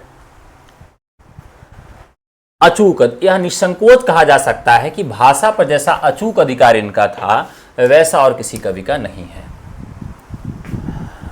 तो यहां पर लोग 53 का डी कह रहे हैं, 53 का सी भी कह रहे हैं। बताएं। अब देखिए यहां पर भाषा के अधिकार के संबंधित सवाल हैं, तो सबसे पहले अगर ये आप देख लें कि ये किस काल का सवाल हो सकता है। आदिकाल से संबंधित सवाल है, भक्तिकाल से संबंधित सवाल है, तो भाषा पर कई सवाल शुक्ल जी के कथन से संबंधित पूछा गया था। तो रीतिकाल में घनानंद के ऊपर सबसे ज्यादा शुक्ल जी प्रसन्न हुए, सबसे ज्यादा। कबीरदास की भाषा तो उनको नहीं पसंद आई। कबीरदास की भाषा पर उन्होंने बहुत सारे आघात भी किए, और उनकी भाषा की बचाव के लिए हजारी प्रसाद द्विवेदी आ गए। हजारी प्रसाद द्विवेदी तो कबीरदास को भाषा का तानाशाह भी कह देते हैं कि भाषा सीधे साधे नहीं मानते तो उसको दरोरे दे के मनवाते हैं, वो भाषा के तानाशाह थे। तुलसीदास की भाषा के विषय में कुछ नहीं कहा, उनकी लोक मंगल इत्यादि की चेतना पर उन्होंने बात किया है। तो राइट आंसर क्या हो जाएगा? यहां पर घनानंद हो जाएगा। अगला सवाल, हिंदी आलोचना में शुक्ल जी की चिंतनात्मक मान्यताओं को सबसे प्रबल समर्थन किसने दिया? बताइए। शुक्ल जी की चिंतनात्मक मान्यताओं का सबसे प्रबल समर्थन किसने दिया? अब देखिए ये जो आलोचना वाला पूरा पार्ट है, अगर हम इसे थोड़ा सा अच्छे से पढ़ेंगे तो निश्चित तौर पर आप देखेंगे कि कम से कम 5 सवाल यहां से पूछा जाएगा, और सारे के सारे सवाल बहुत महत्वपूर्ण होंगे। तो हिंदी आलोचना में शुक्ल जी की चिंतनात्मक मान्यताओं का सबसे प्रबल समर्थन किसने किया? नगेंद्र, विश्वनाथ प्रसाद मिश्र, मुक्तिबोध या रामविलास शर्मा? कुछ लोग नगेंद्र कह रहे हैं और कुछ लोग रामविलास शर्मा कह रहे हैं।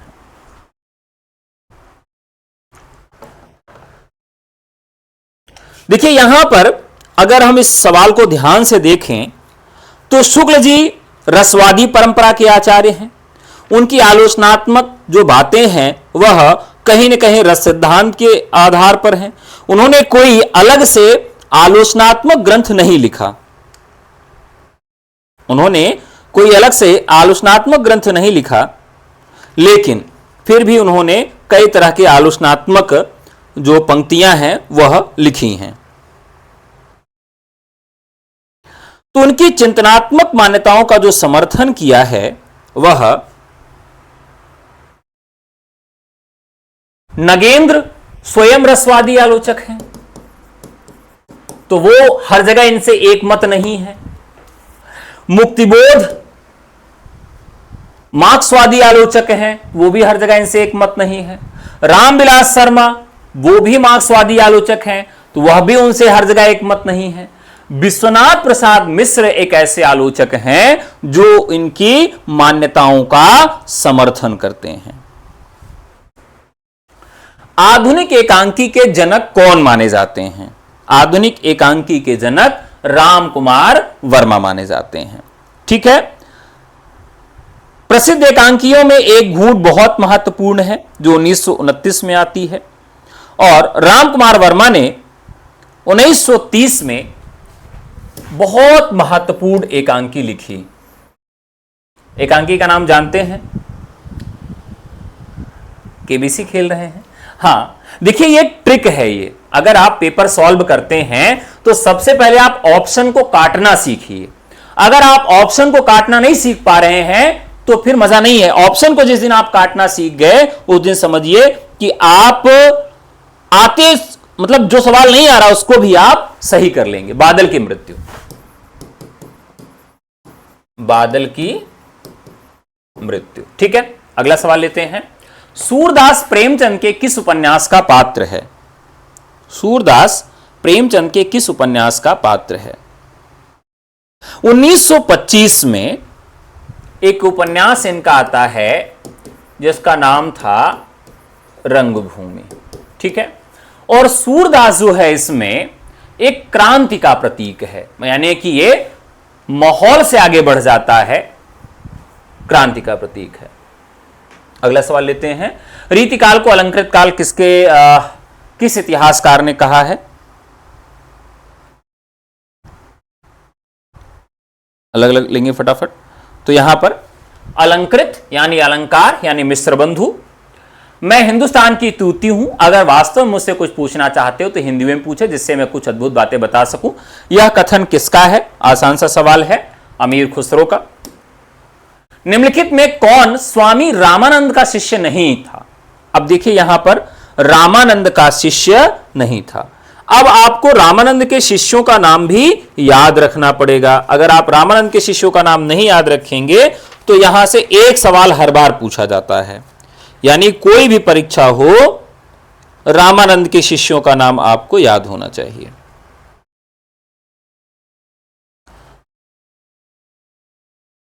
ठीक है, बताइए इनमें से कौन रामानंद का शिष्य नहीं था? अनंतानंद, सुखानंद, नरहरियानंद या रैदास? तो लोग सी कह रहे हैं, नरहरियानंद। ठीक है, ये जो है उनके शिष्य नहीं थे, रैदास थे।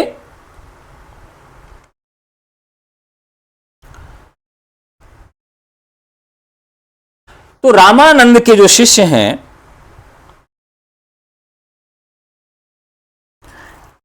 12 शिष्य थे। कबीर, रैदास, पीपा, धना, सेन, अनंतानंद, भावानंद, सुरसुरानंद, नरहरिदास, सुखानंद, पद्मावती और सुरसुरी, ये इनके शिष्य थे। ठीक है, अगला सवाल लेते हैं। गोद लिए हुलसी फिरे तुलसी सो सुत होय पंक्ति के लेखक कौन है? इस पंक्ति के लेखक कौन है? तो राइट आंसर हो जाएगा रहीम। ठीक है, राइट आंसर क्या हो जाएगा? रहीम। अगला सवाल। रामकृष्ण परमहंस जीवन को लक्ष्य करके लिखी गई पुस्तक हलचल के पंख, हलचल के पंख के लेखक कौन है? रामचंद्र तिवारी, मोहन अवस्थी, या फिर कृष्ण बिहारी मिश्र या कुबेरनाथ राय? तो राइट आंसर हो जाएगा यहां पर मोहन अवस्थी।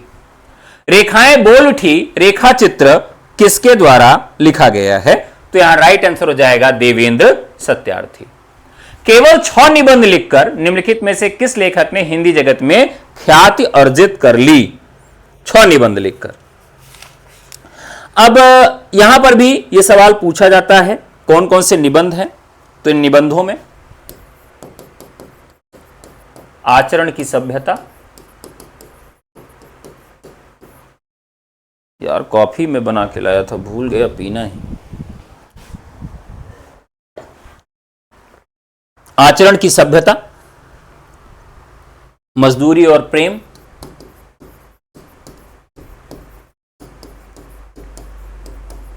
मजदूरी और प्रेम, सच्ची वीरता, पवित्रता,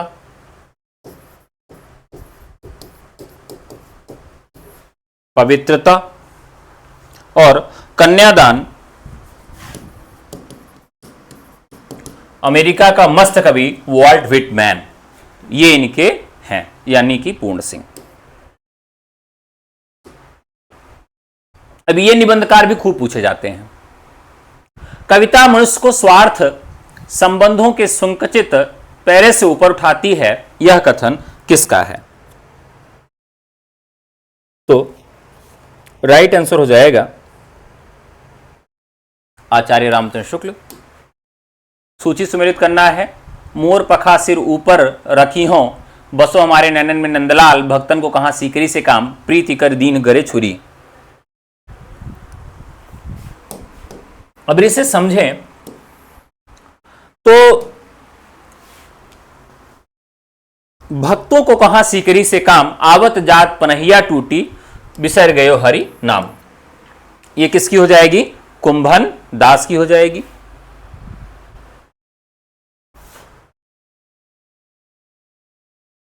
और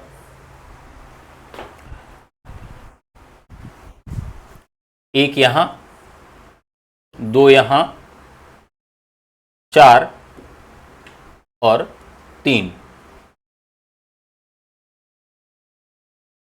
क्या हो जाएगा?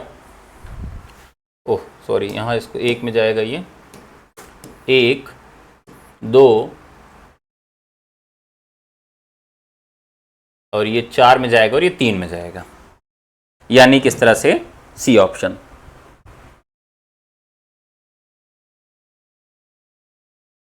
बसो मेरे नैनन नंदलाल मीरा का हो गया।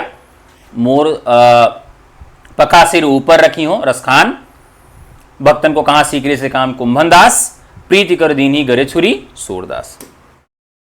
जयशंकर प्रसाद के किस नाटक में कार्नेलिया विदेशी पात्र है?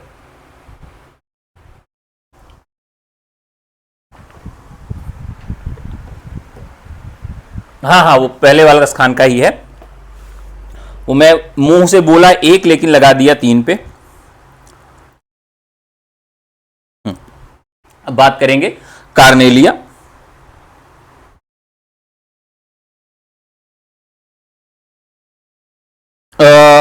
ये यूनानी शासक सेल्यूकस की पुत्री और चंद्रगुप्त मौर्य की पत्नी थी। ठीक है,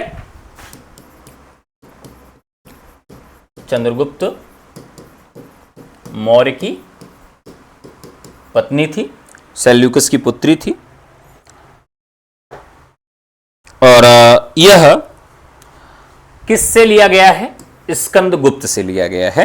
तो राइट आंसर हो जाएगा आपका स्कंदगुप्त। अगले सवाल की तरफ बढ़ते हैं।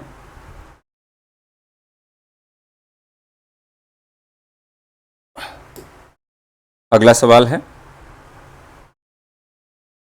अच्छा एक बार इसको फिर से कंफर्म कर लीजिए, ये सही है कि नहीं है आप लोगों के अनुसार? स्कंदगुप्त होगा या चंद्रगुप्त होगा?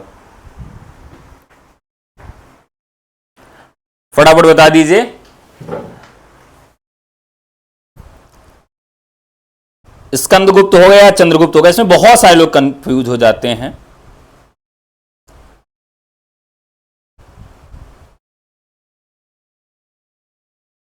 फटाफट बता दीजिए। हाँ, देखिए इसलिए लोग कंफ्यूज हो जाते हैं कि ये पत्नी तो किसकी है, चंद्रगुप्त मौर्य की है ना, लेकिन जो नाटक का नाम है वो चंद्रगुप्त ही है, स्कंदगुप्त नहीं है।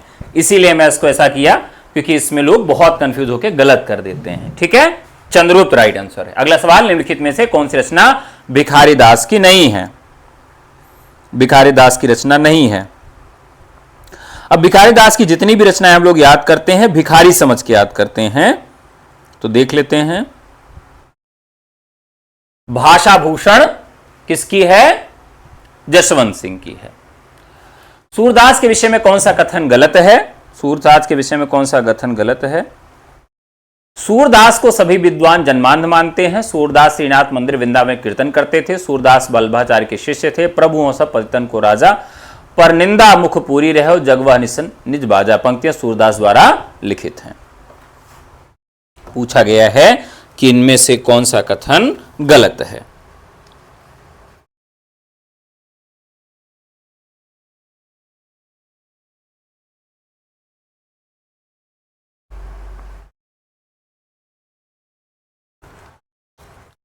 चलिए अब देखिए,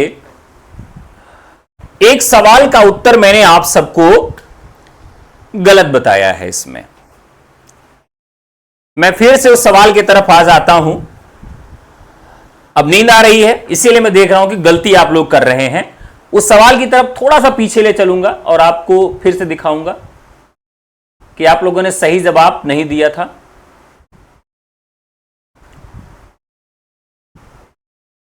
ये वाला सवाल था। ये कौन सा स्वामी रामानंद का शिष्य नहीं है? तो नरहरि दास जो हैं, नरहरि दास के नाम से एक थे जिन्हें नरहरियानंद भी कहा जाता था। इसमें सभी लोग जो हैं उनके शिष्यों के अंतर्गत आते हैं। ठीक है, तो सभी लोग इसमें आते हैं, इसलिए इसको अच्छे से समझिएगा। यहां पर आप भूल कर गए।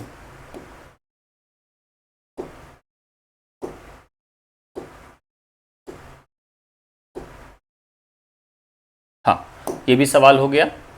भाषा भूषण हो गया। अब यहां आ रहा है कि सूरदास जो है, सभी विद्वान इनको जन्मांध नहीं मानते हैं। सभी विद्वान जो है इन्हें क्या मानते हैं? जन्मांध नहीं मानते, कुछ मानते हैं। निम्नलिखित में से किसका संबंध सिद्ध साहित्य से नहीं है? सरापा, कुकुरिपा, सवरपा, गोपीचंद्र। इनमें से किसका संबंध सिद्ध साहित्य से नहीं है? तो इसमें गोपीचंद्र है जिनका नहीं है, बाकी सबका है। अगला सवाल, निम्नलिखित काव्य पंक्तियां किस रचनाकार की हैं? प्रभुजी चंदन, प्रभुजी तुम दीपक हम बाती, जाकी ज्योत बरे दिन राती। राइट आंसर हो जाएगा रैदास। हिंदी रीति ग्रंथों की परंपरा चिंतामणि त्रिपाठी से चली, अतः रीतिकाल का आरंभ उन्हीं से मानना चाहिए। शुक्ल जी यहां पर केशवदास को अलंकारवादी मानते हैं। क्या मानते हैं? अलंकारवादी मानने के कारण उनसे रीतिकाल की शुरुआत नहीं मानते, जबकि चिंतामणि त्रिपाठी जो हैं वह रसवादी हैं, इसी वजह से उन्हें रीतिकाल का प्रवर्तक मानते हैं।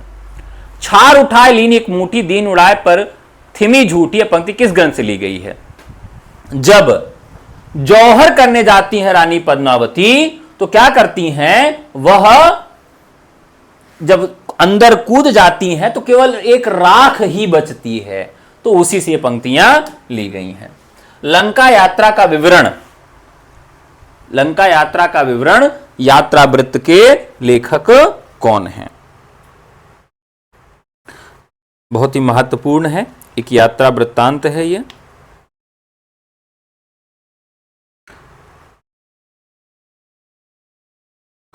अब यहां पर जो है राइट आंसर हो जाएगा गोपाल राय गहमरी, इन्हीं का है ये। राहुल सांकृत्याय, अज्ञे, नागार्जुन, हिंदी साहित्य को, ये तीन लोग ऐसे हैं जिनको घुमक्कड़ बृहत्त्रयी कहा जाता है। कौन कौन है? राहुल, अज्ञेय और नागार्जुन। राहुल, अज्ञेय और नागार्जुन, इनको क्या कहा जाता है? घुमक्कड़ त्रयी कहा जाता है, यानी ये बहुत घूमने वाले लोग थे। अधोलिखित में स्थापना और तर्क पर विचार करिए। अब आप ये सवाल का स्टैंडर्ड देख लीजिए। अगर भाई इस तरह के सवाल 10 आ जाएंगे तो आप सबकी खटिया खड़ी हो जाएगी। तो इस तरह का सवाल पेपर में आपके आना है, क्योंकि आयोग जब पेपर बनाता है तो उसका स्टैंडर्ड साथियों इसी तरह का रहेगा। स्थापना और तर्क का प्रश्न आपके यहां पूछा जाएगा। तुलसी के मत में निर्गुण रूप सुलभ अति सगुन जान नहीं कोय सगुन अगम नाना चरित सुनि मुनि मन भ्रम होए। क्योंकि सगुण आकार की उपासना और अनुभव के दायरे में लाना सहज है, जबकि निर्गुण निराकार की उपासना और अनुभूति नितांत कठिन है। यह बात क्या है? तो इसमें आपको सही जवाब ढूंढ के देना है। बहुत ही महत्वपूर्ण सवाल है। निर्गुण रूप यह कथन सत्य है और आर जो है गलत है। ठीक है। सगुण आकार को उपासना और अनुभव के दायरे में लाना सहज है, जबकि निर्गुण निराकार की उपासना और अनुभूति नितांत कठिन है। ठीक है। तो यहां स्थापना ए और तर्क आर दोनों सही है। देखिए, जब आपका निर्गुण रूप है तो आप किसको पूजित करेंगे? उनका कोई स्वरूप ही नहीं बन पाएगा। अब मान लीजिए सावन चल रहा है तो आपने शिवलिंग बना लिया और उसकी पूजा कर ली, लेकिन जब कोई आकार ही नहीं है तो कैसे पूजा करेंगे? तो इसलिए निराकार की पूजा करना बड़ा कठिन होता है। किसको आप मन में रखेंगे? किसी को मन में नहीं रख पाएंगे, इसलिए बड़ा ये कठिन हो जाता है। निम्नलिखित आत्मकथाएं उनके लेखकों के साथ कौन सा युग्म सही है? आत्मकथाओं के साथ। अब देखिए, अन्य गद्य विधाएं जो हैं यहां से सवाल बनना तय है। बताइए। अब यहां पर टुकड़े टुकड़े दास्तां, यह अमृतलाल नागर जो इसमें लिखा हुआ है, यह युग्म सही है। अन्य युग्मों में सहचर है समय, यह रामदरस मिश्र का है। कस्तूरी कुंडल बसे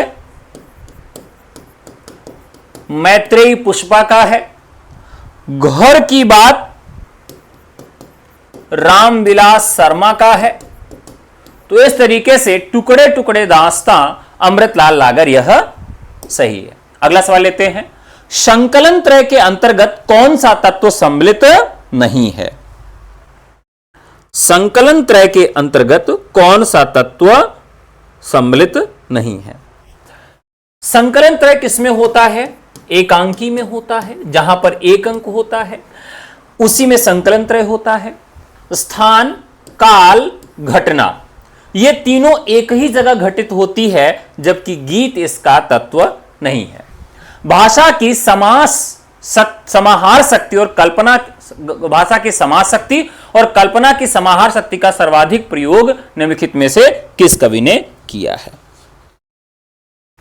अब आप ये बताइए कि ये किसके लिए कहा गया है? यह 719 में 713 प्लस 6 बराबर 719 दोहे लिखकर साहित्य में अमर होने वाले बिहारी जी। ठीक है।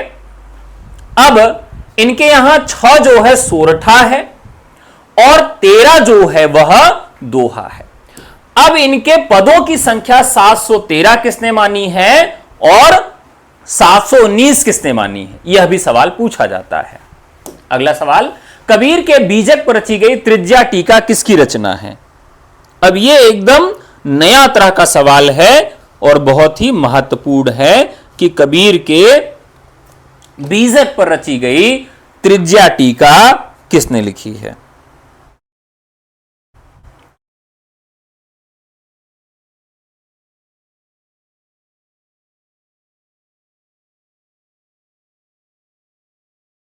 किसने लिखा है?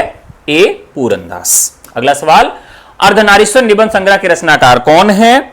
आसान सा सवाल है, रामधारी सिंह दिनकर। सीट नंबर 6 किस अब आपको मैं फिर से बता दूं, जिस भी रचना में संख्या लिखी है, छुटकी, सीट नंबर, अब ये सारी रचनाएं बहुत ही महत्वपूर्ण, जिसमें भी नंबरिंग है वो बहुत महत्वपूर्ण हो जाती है।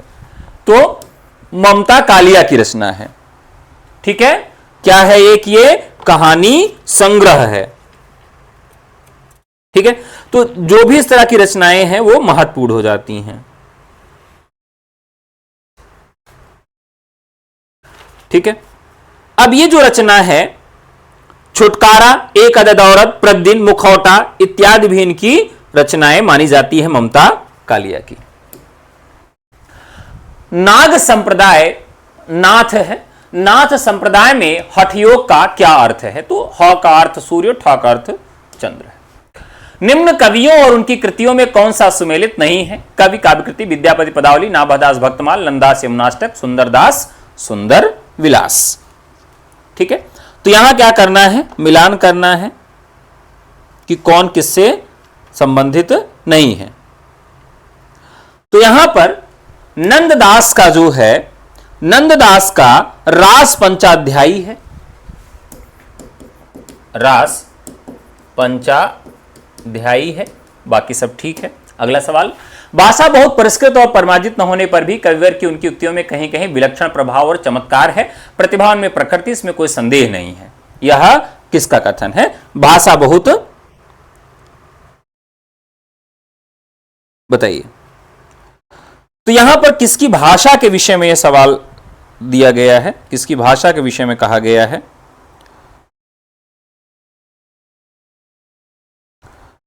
घबराइएगा नहीं, आज सारे सवाल खत्म करके ही जाएंगे, एकदम टेंशन मत लीजिए।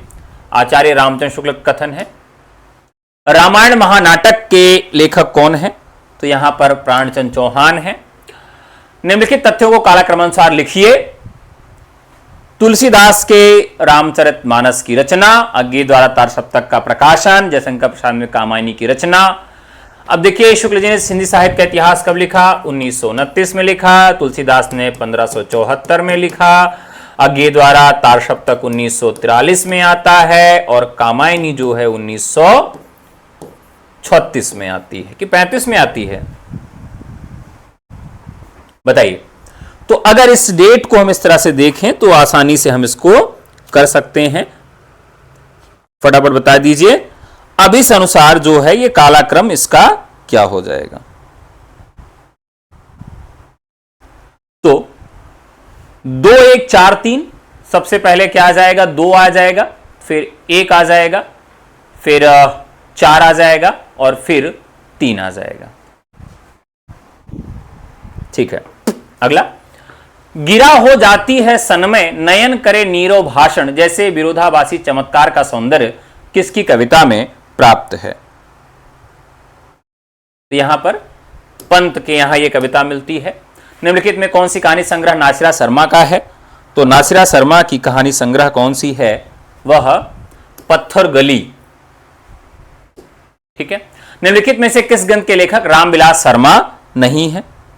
तो कविता के नए प्रतिमान, लक्ष्मी, क्या नाम है कविता के नए प्रतिमान? अब यहां पर 2 तरह की रचनाएं मिलती हैं।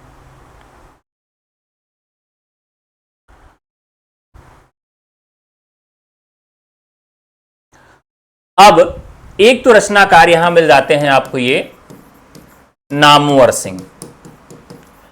अब इसमें क्या आएगा? कविता के नए प्रतिमान,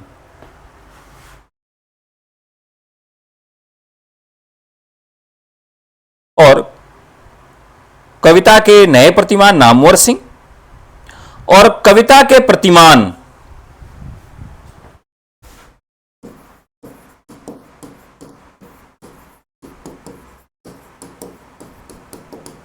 लक्ष्मीकांत।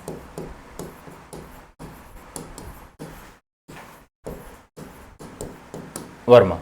अब इसमें लोगों को बड़ा कंफ्यूजन हो जाता है कि भाई नामवर सिंह की रचना है कविता के नए प्रतिमान, और लक्ष्मीकांत वर्मा में आपको नया नहीं मिलता है, कविता के प्रतिमान रहता है।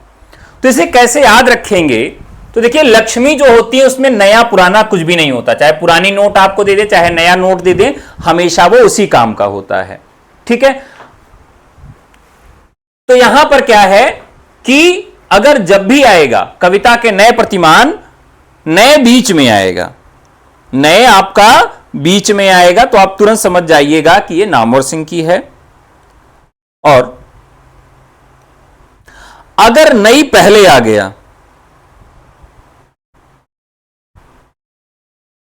नई कविता के प्रतिमान अगर पहले आ गया, माने यहां नई पहले लिख उठेगा, नई नई कविता के प्रतिमान, तो नई अगर पहले आएगा तो लक्ष्मी, और नए बीच में आएगा तो नामवर।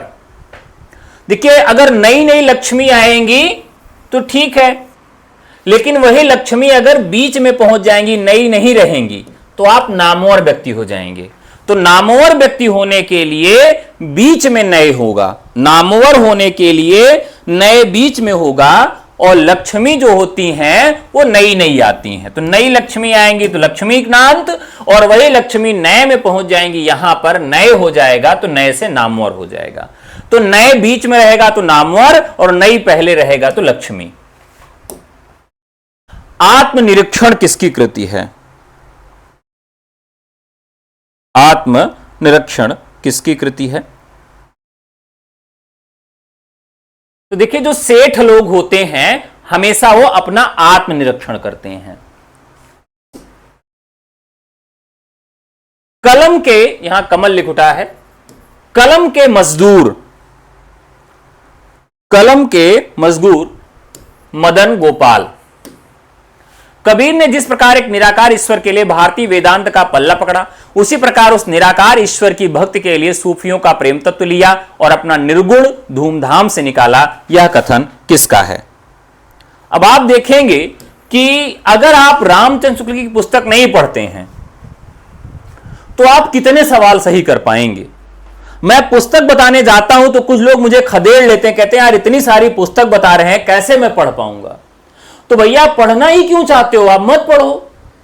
देखिए शुक्ल जी की पुस्तक से इसमें कितने सारे सवाल आए हैं, बच्चन सिंह से सवाल आएंगे, रामविलास शर्मा से आएंगे, हजारी प्रसाद द्विवेदी से आएंगे, रामस्वरूप चतुर्वेदी से आएंगे, नगेंद्र से आएंगे। पढ़ना तो पड़ेगा ना आपको। आप ये कह दीजिए कि कोई एक पुस्तक पढ़ ले उससे काम हो जाए, तो नहीं होगा, पढ़ना पड़ेगा। प्रवासी के गीत के रचनाकार कौन है? तो प्रवासी कौन होगा? नरेंद्र शर्मा। इनकी जितनी भी रचनाएं पढ़ेंगे हम ये सोचेंगे जैसे नरेंद्र गिरी जी महाराज थे हनुमान मंदिर इलाहाबाद में, उनके नाम से जोड़ के इनकी रचनाओं को पढ़ेंगे तो सब याद रहेगा। निम्नलिखित में से कौन सा कथन असत्य है? मन पावन की नौका कुबेरनाथ राय का निबंध संग्रह है, विचारों वितक हजारी प्रसाद द्विवेदी का निबंध है, कौन तू फुलवा बिन नन्हारी विवेक राय का निबंध है, चंद्रशर्मा बुले द्विवेदी के निबंधकार हैं। ठीक है, अब देखिए यहां पर बहुत ही महत्वपूर्ण सवाल है ये।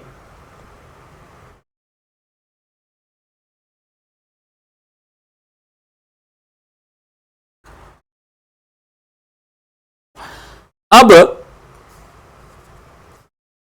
यहां पर जो कौन तू फुलवा बीननहारी, यह विद्यानिवास मिश्र का निबंध है। किसका है? विद्यानिवास मिश्र का है। साथियों जो मैं निबंध आपको याद करवाता हूं वो इतना मजेदार ट्रिकी वे से आपको याद करवाता हूं कि अगर क्लास में आप एक बार मुझसे निबंध पढ़ लीजिए तो आपको हमेशा के लिए याद हो जाएगा। अब जैसे एक रचना आपको ट्रिक से याद करा देता हूं अभी तुरंत। महाकवि की तर्जनी, महाकवि की तर्जनी। अब देखिए अगर कोई महाकवि होगा तो अपने तर्जनी में क्या पहनेगा? कोई अमूल्य वस्तु पहनेगा, और अमूल्य वस्तुओं का खजाना किसके पास होता है? कुबेर के पास होता है, कुबेरनाथ राय। याद हो गया? तो महाकवि अपने तर्जनी में क्या पहनेगा? अमूल्य वस्तु पहनेगा, और यह अमूल्य खजाना किसके पास होता है? कुबेर के पास होता है। यह सवाल देखिए तो कई बार पूछा जाता है। ठीक है, अगला सवाल लेते हैं।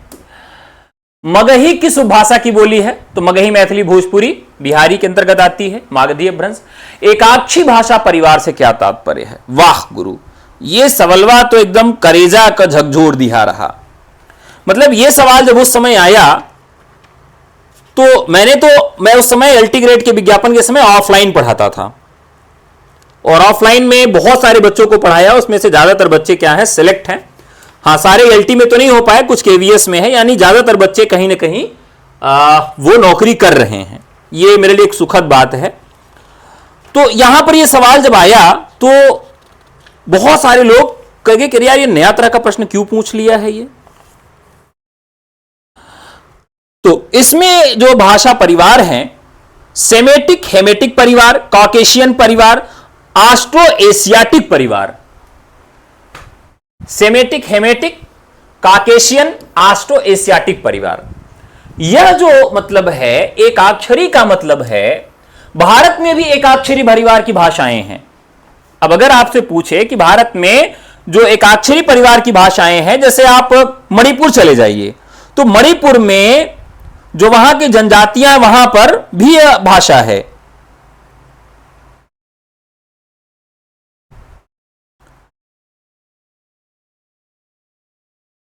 तो यहां से सवाल बन सकता है,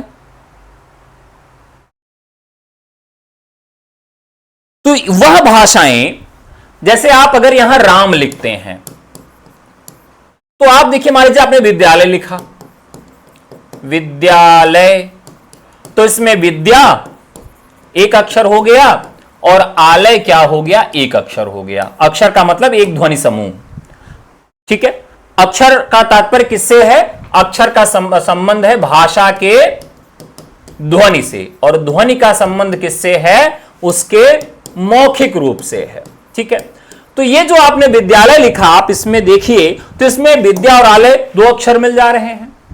लेकिन अब ये जो भाषा परिवार हैं, इन भाषा परिवारों में एक अक्षर के लिए एक ध्वनि है, एक ध्वनि चिन्ह है। यानी अगर कदम लिखना है तो उसके लिए अलग चिन्ह है, राम लिखना तो उसके लिए अलग चिन्ह है।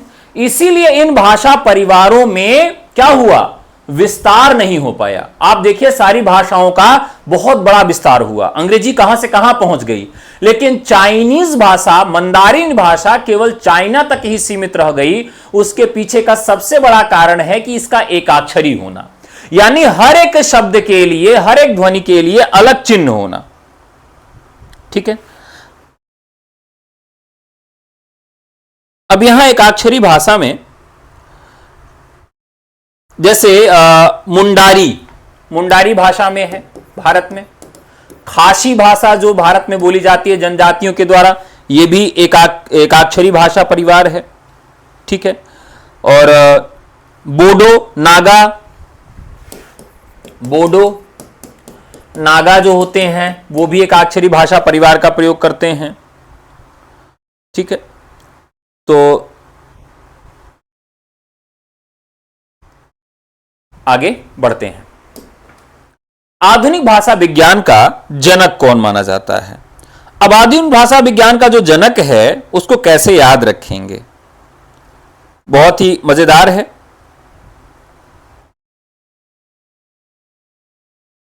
आधुनिक भाषा विज्ञान के जनक कौन माने जाते हैं? ब्लूमफील्ड, सोस्यूर, ग्लीसन या जेम्सबर्न?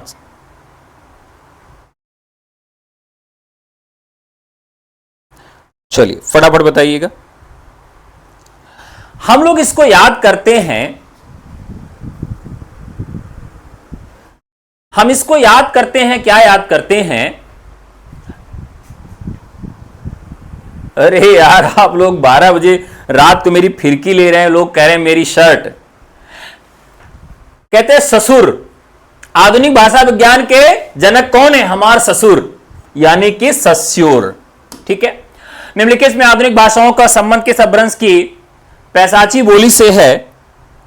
राइट आंसर हो जाएगा पंजाबी से। भूत प्रेत पिचासों की भाषा इसको कहा गया है, ठीक है। गैल भैल आदि किस बोली की तरह की क्रियाएं हैं? तो गैल भैल जो है वह भोजपुरी की भूतकालिक क्रियाएं हैं, भोजपुरी में इसका हम प्रयोग करते हैं। कौन सी भाषा देवनागरी लिपि में लिखी जाती है?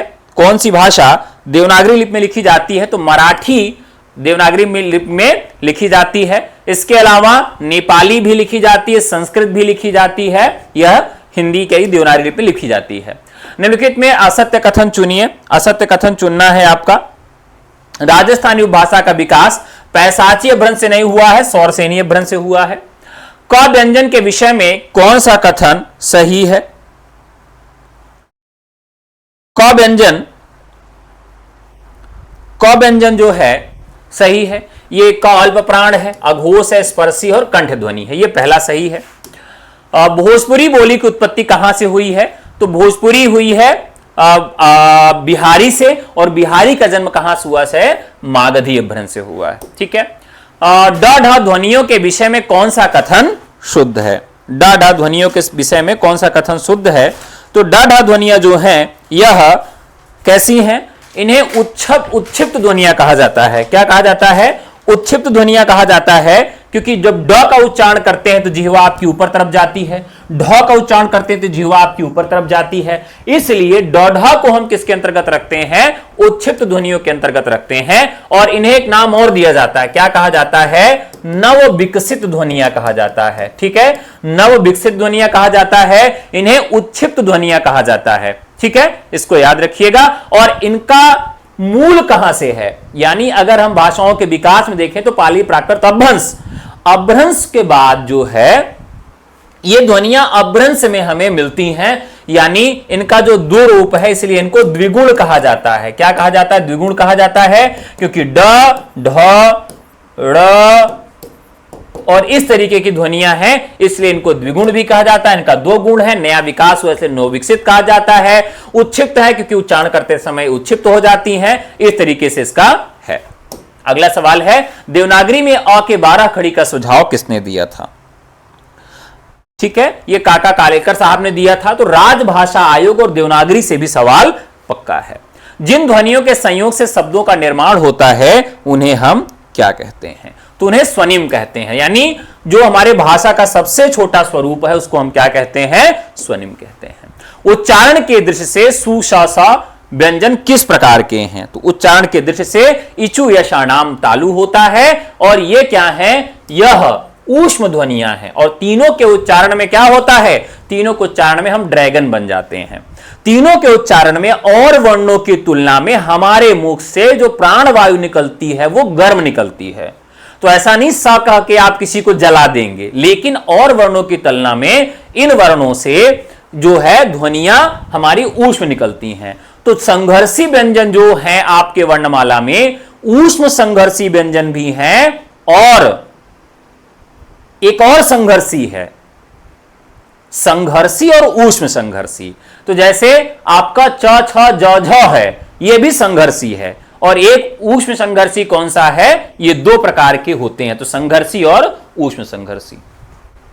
अगला सवाल है, झांसी, जालौन, हमीरपुर में कौन सी बोली प्रचलित है? तो आपकी ये बुंदेली है, यानी बुंदेलखंड वाला क्षेत्र है। देवनागरी का विकास किस लिपि से हुआ है? तो मैंने आपको देवनागरी का विकास बताया था। कैसे बताया था? क्या बताया था? यूजीसी, यूजीसी देवनागरी, ये बताया था। ठीक है, ब्राह्मी, यूजीसी देवनागरी, ये हमारी ट्रिप थी कि ब्राह्मी के उत्तरी शैली से गुप्त, फिर सिद्ध मातृका, सिद्ध मातृका से देवनागरी का जन्म होता है। तो देवनागरी का जन्म किससे हुआ है? ब्राह्मी से हुआ है। नाटक को पंचम वेद की मान्यता किसने प्राप्त किया? किसने दिया? अब गुरु तो ये सबको याद होगा, मैंने कई बार आपको बताया है। तो भरत मुनि ने चारों वेदों से थोड़ा थोड़ा चीजें ग्रहण करके पांचवें वेद का निर्माण किया था। अर्थ बेल्यम प्रसादम, अर्थ की विमलता ही प्रसाद गुण है, यह किसका कथन है? तो यह वामन का कथन है। ठीक है। भामा के अनुसार काव्य में कितने दोष होते हैं? भामा के अनुसार काव्य में कितने दोष होते हैं? अब बताइए गुरु, तब जाने। चलिए फटाफट आंखें खोलिए, आंखें खोल लीजिए सब लोग, नींद से बाहर आइए। थोड़े से अब अंतिम सवाल बाकी रह गया है, अंतिम का 10 सवाल बाकी रह गया है, लेकिन यह काव्यशास्त्र का सवाल है तो इसलिए आंखें खोल लीजिए। बताइए, बताना है कि भामह के अनुसार काव्य में कितने दोष होते हैं? तो भामह ने 3 प्रकार के दोष माने। क्या माने? 3 प्रकार के दोषों को उन्होंने माना, जिसमें उन्होंने सामान्य दोष माना। सामान्य दोषों की संख्या 11, वाणी दोषों की संख्या 4 और अन्य दोषों की संख्या उन्होंने 11 माना। और इनके अनुसार ये सभी एक दूसरे से समन्वित होकर अंतिम में कितने रह जाते हैं? 11 हो जाते हैं। क्या होकर? समन्वित होकर। अंतिम में ये एक दूसरे से समन्वित होकर इनकी संख्या कितनी हो जाती है? 11 हो जाती है। ठीक है, तो यानी सामान्य दोष 11, वाणी दोष 4, अन्य दोष 11, अन्य में समन्वित होकर इनकी संख्या 11 हो जाती है। और 3 प्रकार के दोषों को उन्होंने माना है। ठीक है, करुण रस को एकमात्र रस किसने कहा है? तो ये तो आप सबको याद ही होगा, कौन है? भवभूति है। बिनु पद चले सुने बिनु काना, अकर बिनु अर्थ बहुत आसान है, आप सब लोग बता देंगे। विशेष भावना बताई गई है, करण के बिना कारण हो, करण कार्य के बिना कारण, करण की क्या होता है? कार्य के बिना। यहां पर क्या है कि जो विभावना अलंकार होता है, कारण के बिना यहां पर कार्य होता है। मैं राज्य की चाह नहीं करूंगा, है जो तुम्हें इष्ट वही करूंगा, संतान जो सत्यवती जानेगी, राज्याधिकार वही बनेगी। यह पंक्तियों में कौन सा छंद है? इसमें कौन सा छंद है यह बताना है। अब देखिए, छंद भी आपको याद करना पड़ेगा साथियों। अब मैं आपको छंद भी याद करवा दूंगा कि कैसे छंदों को आप याद रखें, एकदम मजेदार ट्रिक के माध्यम से। कोई दिक्कत नहीं आएगी कभी भी। जैसे कुछ पार्ट ऐसे हैं जिसमें मैं मतलब आपके ऊपर वजन नहीं डालूंगा, मैं चीजों को ऐसे आसानी से बता दूंगा और आपको ये सब याद हो जाएगा। ठीक है, इसी में एक भाग है आपके छंद का। तो देखिए यहां पर इंद्रवज्जा, उपेंद्रवज्जा, वसंतलिका और हरगीतिका। ठीक है, इसमें आपको क्या है कि याद रखना है कि इसमें हाँ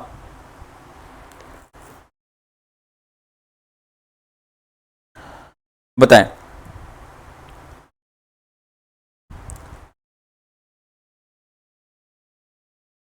इंद्रवज्जा होगा या उपेंद्रवज्जा होगा?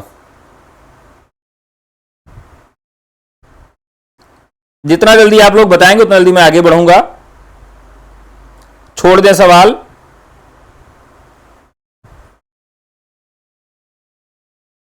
चलिए, यहां देखिए जो हमारा राइट आंसर होगा वह होगा इंद्रवज्रा।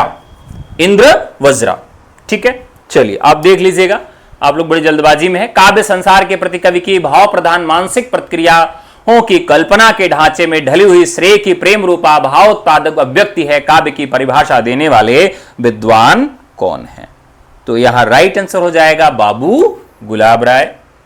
दोहा किस प्रकार का छंद है? तो दोहा है आपका अर्ध सममात्रिक छंद, यानी आधा बराबर होता है, 13 13 11 11। उद्धव शतक की हमको लिख्यो है कहां, हमको लिख्यो है कहां, हमको लिख्यो है कहां, कहन सबे लगी में पुनरुक्त द्वारा क्या बोध होता है? ठीक है, तो इसमें क्या होता है, जब आप एक ही बात को बार बार रटने लगते हैं तो भावों की सबलता होगी, भाव का उत्कर्ष होगा। तो वहां पर क्या होता है, जब उत्कर्ष हो जाता है तो आदमी क्या करता है, छोटा बच्चा भी कहता है नहीं हमको चाहिए हमको चाहिए हमको चाहिए, ऐसे कहने लगता है ना। तो यहां पर क्या हो जाता है, भावों का जब उत्कर्ष हो जाता है तो हम पुनरुक्ति का बोध कराने लगते हैं। छोटा बच्चा कहता नहीं नहीं नहीं हमको चाहिए हमको चाहिए हमको चाहिए हमको चाहिए। तो वैसे यहां पर भी उद्धव शतक में है, हमको लिख्यो कहां, हमको लिख्यो है कहां, हमको लिख्यो है कहां, कहन सबे लगी। तो इस तरीके से यहां पर क्या है, भावों का उत्कर्ष है। जिस धर्म साम्य को आधार बनाकर उपमेय उपमान में एकता स्थापित की जाती है उसे क्या कहते हैं? यानी कि परिभाषा के आधार पर भी सवाल पूछे जाते हैं। जिस धर्म साम्य को आधार बनाकर उपमेय उपमान में एकता स्थापित की जाती है, किसके आधार पर? वाचक शब्दों के आधार पर। वहां पर हो जाएगा राइट आंसर। रोमांच किस तरह का अनुभाव है? तो रोमांच किस तरह का अनुभाव है? तो यह सात्विक अनुभाव है, कायिक है, आहारी है। यानी अगर आप रोमांचित होते हैं तो आप चाह कर रोमांचित नहीं हो सकते हैं। जब तक उस तरह का दृश्य, जब तक उस तरह का भाव नहीं होगा, तब तक आप रोमांचित नहीं होंगे। सात्विक भाव है, यानी जो बिना कुछ सोचे समझे आ जाता है। अब यहां पर क्या है, किसका मिलान करना है, मिलान करना है। मिलान में क्या है, अद्भुत, वीर, रौद्र और करुण। चलिए बताइए।